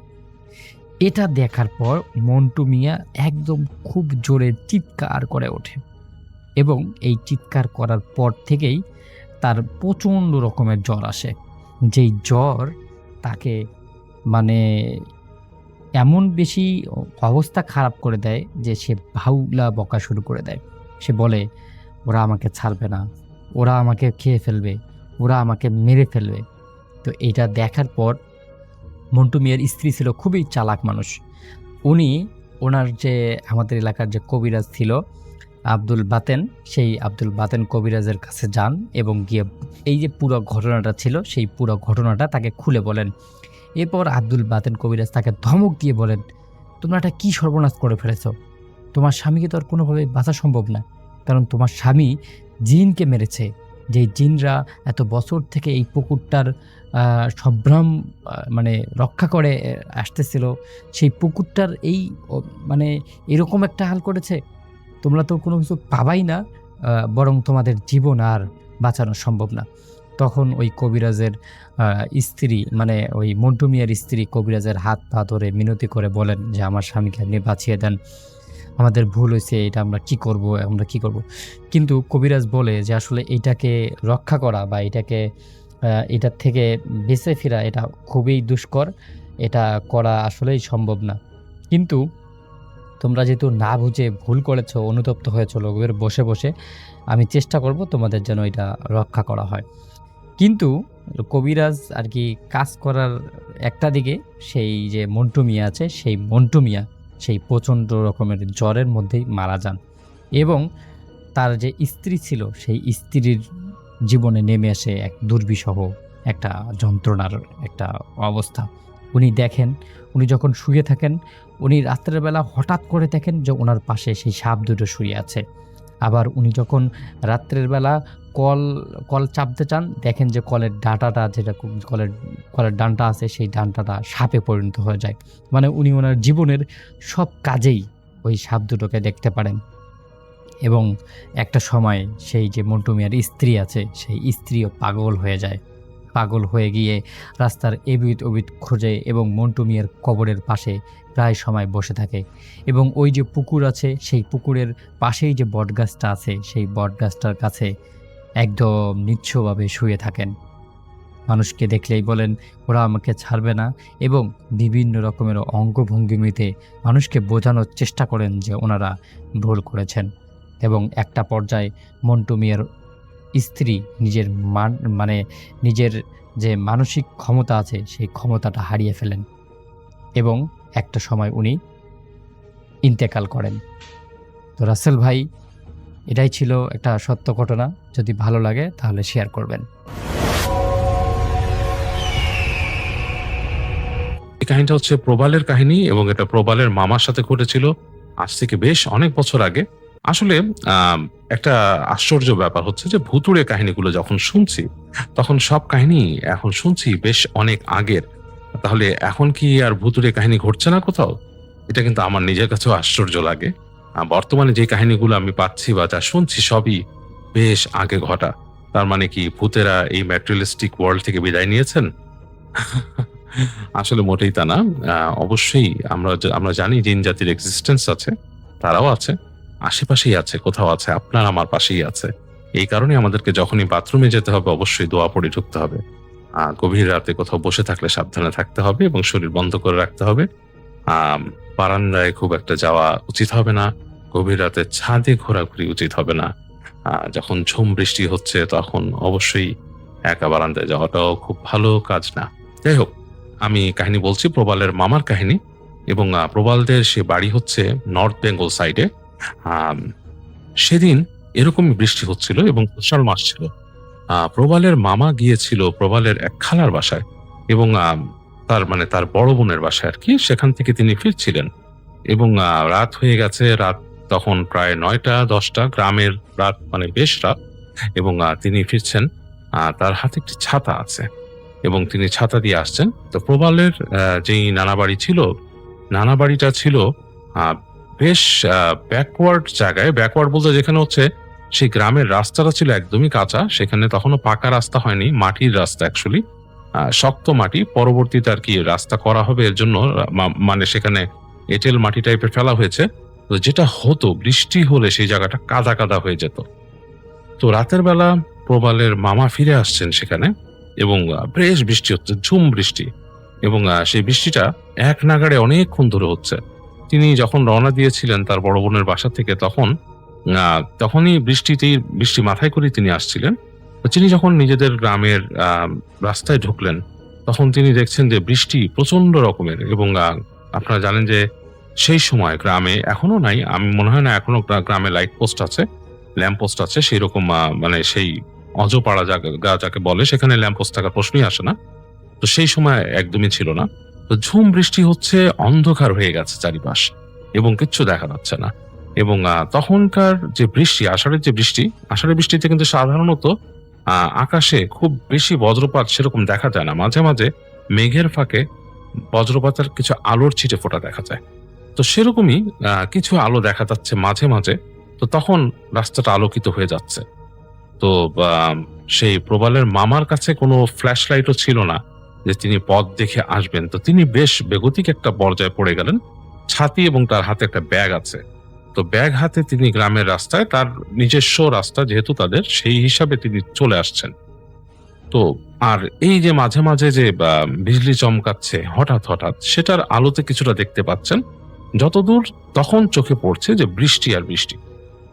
তো তিনি যখন বেশ ভারী বৃষ্টির চাদর সামনে তিনি যখন আরো এগিয়ে এলেন, একটা পর্যায়ে সেখানে কাদা কাদা কাদা কাদা হয়ে গেছে, মানে বেশ কাদা, মানে মাটিতে পা ডেবে যায় এরকম অবস্থা। এবং তিনি খুব বিব্রত অবস্থায় পড়ে গেছেন যে জুতো কাদায় মেখে গেছে এবং হঠাৎ বজ্রপাত বেড়ে গেছে, বেশ প্রচন্ড মুহুর্মুহু শব্দে, কড়কড় শব্দে বাজ পড়ছে। এরকম একটা অবস্থায় তিনি হাঁটতে হাঁটতে তিনি চলে এলেন আরো অনেকটা দূর, এবং এসে যেই জায়গাটার সামনে আসলেন সেই জায়গাটা আসলে খুব একটা সুবিধার না। তিনি জানতেন যে গ্রামের মানুষরা বলে যে এই জায়গায় উল্টো পাল্টা অনেক কিছু দেখা যায়, অতিপ্রাকৃত জিনিসপত্র। তো প্রবালের মামা বেশ সাহসী ছিলেন, তিনি এতটা ভয় পেলেন না। তিনি ওই জায়গাটাকে পার হয়ে আসতে থাকলেন। তো পার হয়ে আস্তে আস্তে যখন নাকি আরো সামনে চলে আসলেন, তখন তিনি দেখলেন যে কাদাতে তার পা প্রায় হাঁটু পর্যন্ত ডেবে যাচ্ছে সেখানে, এবং বেশ এঁটেল মাটির কাদা, বেশ মানে খারাপ অবস্থা। তো তিনি চেষ্টা করলেন রাস্তার পাশে দিয়ে হাঁটার, পাশে চলে এলেন। চলে এসে সামনে দেখলেন একটা ছাউনির মতো। তো তিনি হেঁটে, মানে ছাউনি মানে ঘরের পাশে, সেখানে কোনো কাজ করেছে বা কিছু, মানে জায়গাটা বেড়া নেই পাশে আর কি, শুধু একটা টিনের চালা দেয়া আছে। তিনি টিনের চালার নিচে এসে পড়লেন, এসে দাঁড়িয়ে থরথর করে কাঁপছেন ঠান্ডায়, প্রচন্ড ঠান্ডা লাগছে তার। তো তিনি চিন্তা করলেন যে এখন এখানে দাঁড়িয়ে যদি কিছুক্ষণ থাকি, অন্ধকারে কোথাও যাওয়ারও নাই, আর সামনে রাস্তাটাও কাদা কাদা হয়ে গেছে, আসলে কোথায় যাবেন তিনি চিন্তা করছেন। তো এইরকম সময় তিনি দেখলেন যে তার যে চালার পাশের যে ঘরটা, সেখানের সামনে মানে একটা উঠোনের মতো আছে, সে উঠোনের কাছে একটা মেয়ে মানুষ দাঁড়িয়ে আছে এবং তাকে ডাকছে। তো তিনি ডাকটা কোনো মতো শুনলেন, মানে তাকে এই যে এইভাবে করে ডাকলেন আর কি। তো তিনি ডাকটা শুনে, মানে বৃষ্টির শব্দ হচ্ছে এর মধ্যে ডাকটা শুনলেন, শুনে তিনি বুঝতে পারলেন যে ওখান থেকে হালকা আলোতে বোঝা যাচ্ছে, মানে এই মানে কিছু একটা আলোর মতো আছে, আলোর একটা সোর্স আছে ভেতর থেকে আসতেছে হালকা, সেখানে দেখা যাচ্ছে যে তাকে হাত দিয়ে রাখছে সেখানে যাওয়ার জন্য। তো তিনি বুঝলেন হয়তো তাকে সেখানে আশ্রয় নেওয়ার জন্য বলছে। তো তিনি সেই চালার থেকে এক দৌড় দিয়ে চলে গেলেন সে বারান্দায়। তো বারান্দায় গিয়েছেন, তার সারা শরীরে পানি ঝরছে এবং তার শরীরেও পায়ের নিচে কাদা।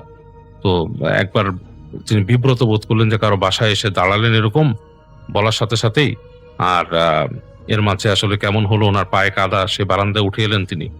তো তিনি যখন বারান্দায় উঠে এসছেন, তিনি কিন্তু আশ্চর্যভাবে খেয়াল করলেন যে সেখানে কেউ নেই, মানে তাকে যে ডেকেছে সেই মানুষটা ওখানে নেই। তিনি একটু মানে অস্বস্তি বোধ করলেন, এবং যে আলোর সোর্স দেখছিলেন সেই আলোটাও আর দেখা যাচ্ছে না, অন্ধকার, মনে হচ্ছে অন্ধকার বারান্দা।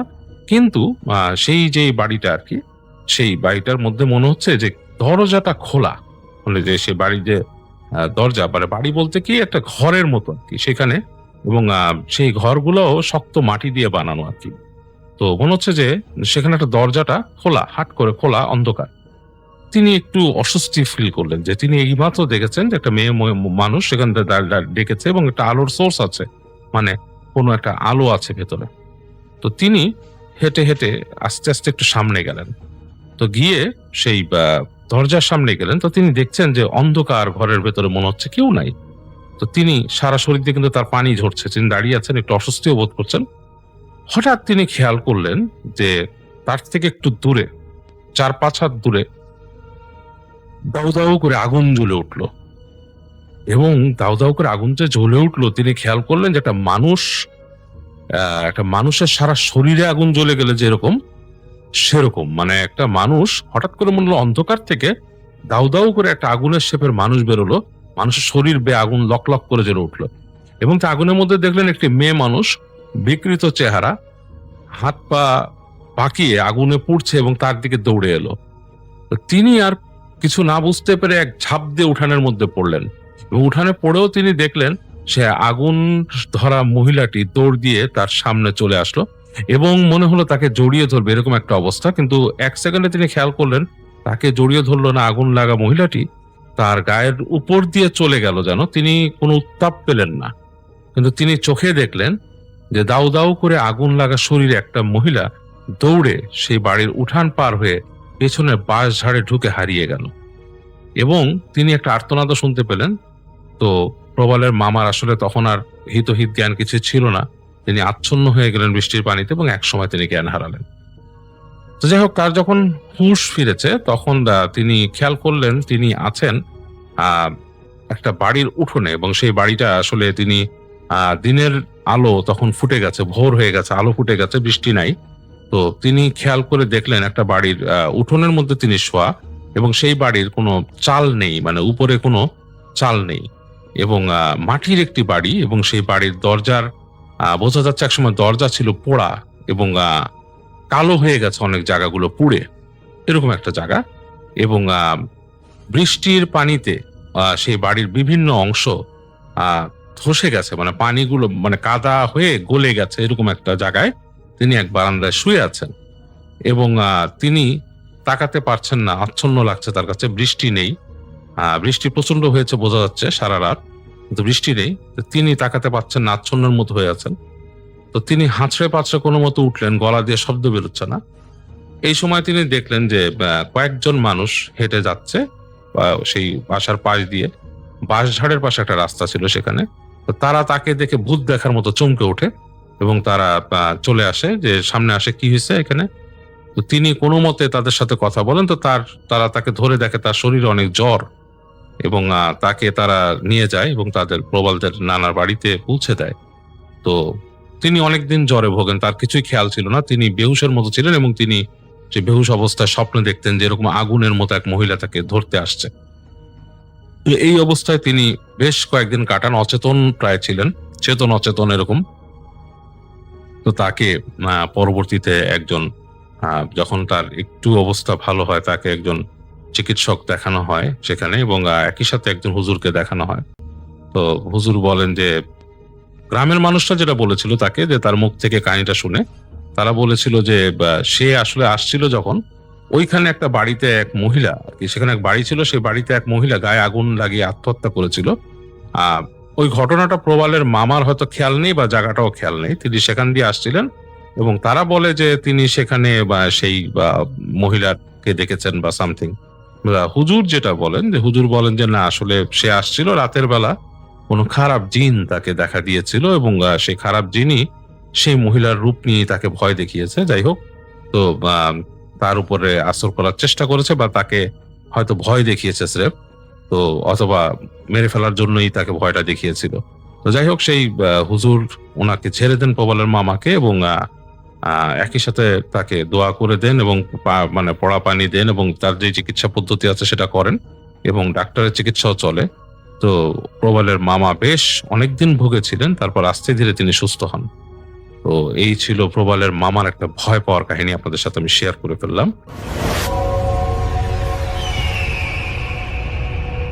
ঘটনাটি ঘটে আমার এক খালার সাথে। বোঝার সুবিধার্থে আমি আমার খালার ভাষাতে এই ঘটনাটি লেখার চেষ্টা করলাম। আমার নাম সোনিয়া জাহান প্রমি। সময়টা ছিল 2013 সাল। আমি আমার গ্রামের মাধ্যমিক স্কুল থেকে SSC পাশ করার পরে যশোরের একটা কলেজে ভর্তি হই। আমার নিজের বাসা হলো কুষ্টিয়াতে। পড়ালেখার উদ্দেশ্যে আমাকে যশোরে যেতে হয়। যশোরে আমার এক মামা থাকতেন, যিনি আমাকে একটা হোস্টেল খুঁজে দেন, বেশ বড় একটা গার্লস হোস্টেল। সেখানে আমার থাকার ব্যবস্থা হলো। তারপর আমার মামা আমাকে সুন্দরভাবে সবকিছু গুছিয়ে দিয়ে আমার কাছ থেকে বিদায় নিয়ে চলে গেলেন, এবং আমার সাথে মাঝে মাঝে দেখা করতে আসবেন এই কথা বলে মামা চলে যান। যাই হোক, এবার শুরু হলো আমার হোস্টেল লাইফ। খুব আনন্দের একটা অনুভূতি হচ্ছে, জীবনে এই প্রথম হোস্টেল লাইফ শুরু করলাম। হোস্টেলের 3 তলায় একটা রুমে আমরা মোট 4 জন থাকতাম। বাকি 3 জন অনেক আগে থেকেই এই রুমে থাকে। 3 জনের মধ্যে একজন ছিল আমার সমবয়সী, আর বাকি 2 জন আমার সিনিয়র। যাই হোক, আমরা যেই রুমে থাকতাম সেই রুম থেকে একটু দূরে ছিল একটা ছোট স্টোর রুম টাইপের। ওই রুমটা নাকি 2 বছর ধরে তালাবদ্ধ। ওই রুমের ব্যাপারে হোস্টেলের দারোয়ানের কাছে জিজ্ঞেস করেছিলাম যে এটা 2 বছর যাবৎ তালাবদ্ধ কেন? কিন্তু দারোয়ান শুধু এই কথাটাই বলেছিল যে এই রুমের ব্যাপারে বেশি কিছু না জানলেও চলবে। তুমি যেহেতু নতুন, তাই বলছি ওই রুমের আশেপাশে বেশি যাওয়ার দরকার নেই। দারোয়ানের কথাটা আমার সুবিধার মনে হলো না, কিন্তু প্রশ্ন করলাম আর কি উত্তর দিল। আমি কি প্রশ্ন করলাম আর কি উত্তর দিল? যাই হোক, আমিও ওই রুম নিয়ে আর বেশি চিন্তা ভাবনা না করে নিজের মতো খুব ভালোভাবেই আমার দিন অতিবাহিত করছিলাম। আমি সায়েন্সের ছাত্রী ছিলাম, তাই আমার ইচ্ছে ছিল বইটা পড়ার। সেই কারণে আমি পড়াশোনায় খুব মনোযোগ দিয়ে করতাম। প্রায় 20 দিন গেল, তেমন কোনো সমস্যা হয়নি। এরপর একদিন রাতে আমি আমার টেবিলে বসে পড়ছিলাম। রাত তখন 11:30 মতো বাজে। হঠাৎ আমার এক রুমমেট মিতু আমাকে বলল, রমি, আমার সাথে একটু বাইরে যাবি? আমি বললাম, কেন, এখন বাইরে কি করবি? মিতু তখন বলল, একটু ওয়াশরুমে যাব। ভাইয়া, ওয়াশরুম বাইরে থাকায় আমাদেরকে রুম থেকে বের হয়ে তারপর ওয়াশরুমে যেতে হতো। আমি তখন মিতুকে বললাম, কেন, তুই একা যেতে পারছিস না? মিতু বলল, তুই তো জানিস আমি একটু ভীতু, তাই একা যেতে পারছি না। ভাই, আমরা সবাই রাতে ওয়াশরুমে যাওয়ার দরকার হলে একাই যেতে পারতাম, কিন্তু মিতু একটু ভীতু টাইপের ছিল, তাই ওর ভয় লাগতো। যাই হোক, আমি আর মিতু তখন বাইরে বের হই। ভাইয়া, ওয়াশরুমে যেতে হলে স্টোর রুমটা ক্রস করে যেতে হয়, যার কথা শুরুতেই বলেছিলাম 2 বছর ধরে তালাবদ্ধ। কারেন্ট না থাকায় বাইরে একদম অন্ধকার, তাই একটা লাইট নিয়ে বের হলাম। আমি বাইরে দাঁড়িয়ে আছি এবং মিতু ওয়াশরুমের ভেতর। মিতুর জন্য বাইরে অপেক্ষা করছিলাম। এমন সময় হঠাৎ আমার চোখ গেল ওই স্টোর রুমটার দিকে। দেখলাম অন্ধকারে কোনো সাদা ছায়ার মতো কিছু একটা ওই রুমটার সামনে দাঁড়িয়ে আছে। আমি সাথে সাথে আমার লাইটটা ওইদিকে মারি, তারপর আর কিছুই দেখতে পেলাম না। এদিকে মিতু ওয়াশরুম থেকে চলে এসেছে। এরপর আমি আর মিতু রুমে চলে আসি। ভাইয়া, এরপরে যেটা হতো যে প্রায় গভীর রাতে আমাদের রুমের দরজায় কে যেন 2 বার ঠক ঠক করে আওয়াজ করত। ভাইয়া, একটা কথা বলে রাখা ভালো যে আমাদের রুমের আশেপাশে শুধু ওই স্টোর রুমটা ছাড়া আর অন্য কোনো রুম ছিল না। অন্য রুমও ছিল, কিন্তু আমাদের রুম থেকে বেশ দূরে ছিল। সুতরাং অন্য রুমের কেউ এসে আমাদের এত রাতে আমাদের রুমের দরজায় এসে নক করবে, এটা সম্ভব ছিল না। আমরাও এত রাতে নক শুনে ভয় দরজায় খুলতে সাহস পেতাম না। পরদিন সকালে অন্য রুমের মেয়েদেরকে গিয়ে জিজ্ঞেস করলে তারা বলতো, কই না তো, আমরা তো কেউ তোমাদের রুমে গিয়ে কোনো নক করিনি রাতে, তোমাদের কোথাও একটা ভুল হচ্ছে। তারপর আমি এবং আমার রুমমেট সবাই দারোয়ানের সাথে এই ব্যাপারে কথা বললাম, কিন্তু দারোয়ান এই ব্যাপারে কিছুই বলেনি, শুধু বলেছে এসব নিয়ে মাথা না ঘামাতে। দারোয়ানের এমন কথা শুনে খুবই অবাকই হয়েছিলাম। যাই হোক, এর বেশ কিছুদিন কেটে গেল, আর তেমন কোনো সমস্যা হচ্ছিল না। আবার আগের মতো স্বাভাবিক থাকা শুরু করি। কিছুদিন পরে আমাদের রুমের 2 জন ছুটিতে বাড়িতে চলে যায়। আমরা 2 জন 3 দিনের ছুটিতে তারা 2 জন 3 দিনের ছুটিতে বাড়ি চলে যায়। রুমে শুধু আমি আর মিতু ছিলাম। সেদিন আমার শরীরটাও একটু খারাপ ছিল, তাই আমি রাত 10টার দিকেই ঘুমিয়ে গিয়েছিলাম। হঠাৎ রাত 1টার দিকে আমার ওয়াশরুমে যাওয়ার দরকার হলো। ভাবলাম মিতুকে সাথে করে নিয়ে যাব, কারণ আমারও তখন একটু ভয় লাগছিল। ওই দিন রাতে যেই সাদা ছায়ার মতো কিছু একটা দেখেছিলাম এবং মাঝরাতে প্রায় দরজায় নক করার কথা মনে পড়তে তারপর আমিও একটু ভয় পেয়ে গিয়েছিলাম। মিতুকে ডাক দিব, কিন্তু মিতু তখন গভীর ঘুমে, তাই আর কোনো উপায় না পেয়ে আমি একাই সাহস করে একটা লাইট নিয়ে বের হয়ে পড়ি। হাঁটতে হাঁটতে সেই স্টোর রুমের কাছে চলে আসি। হঠাৎ তখন আমার মনে হলো আমার পায়ের নিচে একটু পিচ্ছিল মতো বাজছে। মনে হলো নিচে মনে হয় পানি বা এমন কিছু পড়ে আছে। আমি তখন নিচের দিকে লাইট মেরে দেখলাম ওই স্টোর রুমের দরজার নিচ দিয়ে রক্ত গড়িয়ে গড়িয়ে বাইরে আসছে। আমার পায়ের নিচে যেন রক্তের স্রোত একটা অবস্থা। এই রক্তাক্ত অবস্থা দেখে আমি খুব ভয় পেয়ে যাই। আমি তখন পেছনের রুম দিয়ে একটা দৌড় দিব, এমন সময় হঠাৎ করে ওই তালাবদ্ধ স্টোর রুমটা একা একাই খুলে গেল। তারপর আমি যা দেখলাম সেটা আমি কল্পনাও করতে চাই না। দেখলাম একটা সাদা কাপড় পরিহিতা মেয়ে ওই স্টোর রুমের ভেতরে দাঁড়িয়ে আছে। দেখলাম মেয়েটার একটা বিভৎস চেহারা এবং চোখে মুখে রক্ত লেগে আছে। আমার দিকে অপলক দৃষ্টিতে তাকিয়ে বিকট কণ্ঠে হাসছে। এই দৃশ্য দেখে আমার পুরো শরীর ঠান্ডা হয়ে গেল। দেখলাম সেই অশরীরীটা আমার দিকে এক পা করে এগিয়ে আসছে। আমি কি করব কিছুই বুঝতে পারছিলাম না। এক পর্যায়ে মেয়েটা একদম আমার সামনে চলে আসে। আমি প্রচন্ড ভয়ে স্থির হয়ে যাই, আর হঠাৎই সে মেয়েটা আমার গলা চেপে ধরে। আমি তখন সেখানেই একটা চিৎকার দিয়ে জ্ঞান হারাই। আমার তখন আর কিছুই মনে ছিল না। কিছুক্ষণ পরেই আমার জ্ঞান ফিরলে আমি নিজেকে পাই আমার নিজের বিছানায়। দেখলাম আমার পাশে আমার মিতু এবং দারোয়ান দাঁড়িয়ে আছে।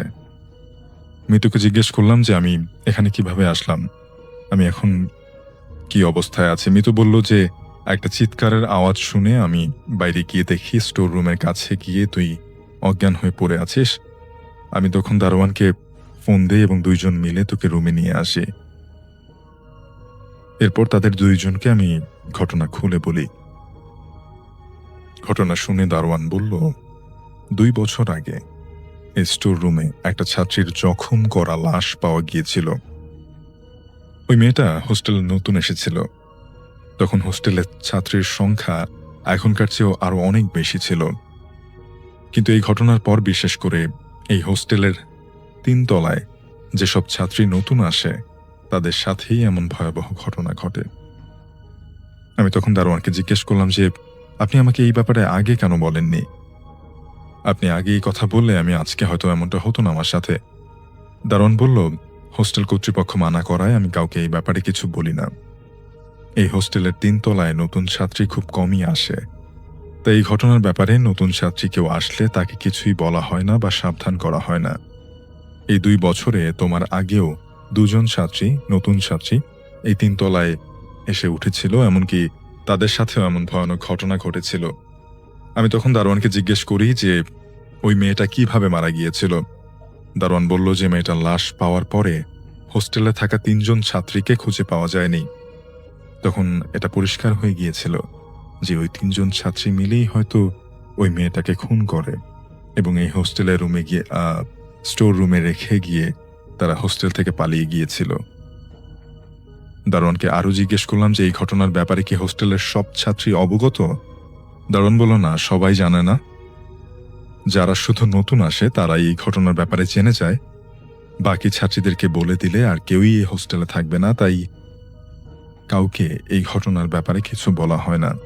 আসসালামু আলাইকুম প্রিয় লিসেনার্স, এতক্ষণ থেকে আমি আপনাদেরকে অনেকগুলো ভয়ের ঘটনা শোনানোর চেষ্টা করেছি। যে ঘটনাগুলো আপনাদের মাঝে উপস্থাপন করেছেন আর যে রাসেল ভাই, আর যে আফনান ভাই, ডক্টর আলিফ, বাবু ভাই, আর যে শাফিন ভাই সহ আমি নিজেও কিন্তু বেশ কয়েকটি ভয়ঙ্কর ঘটনা শোনানোর চেষ্টা করেছি।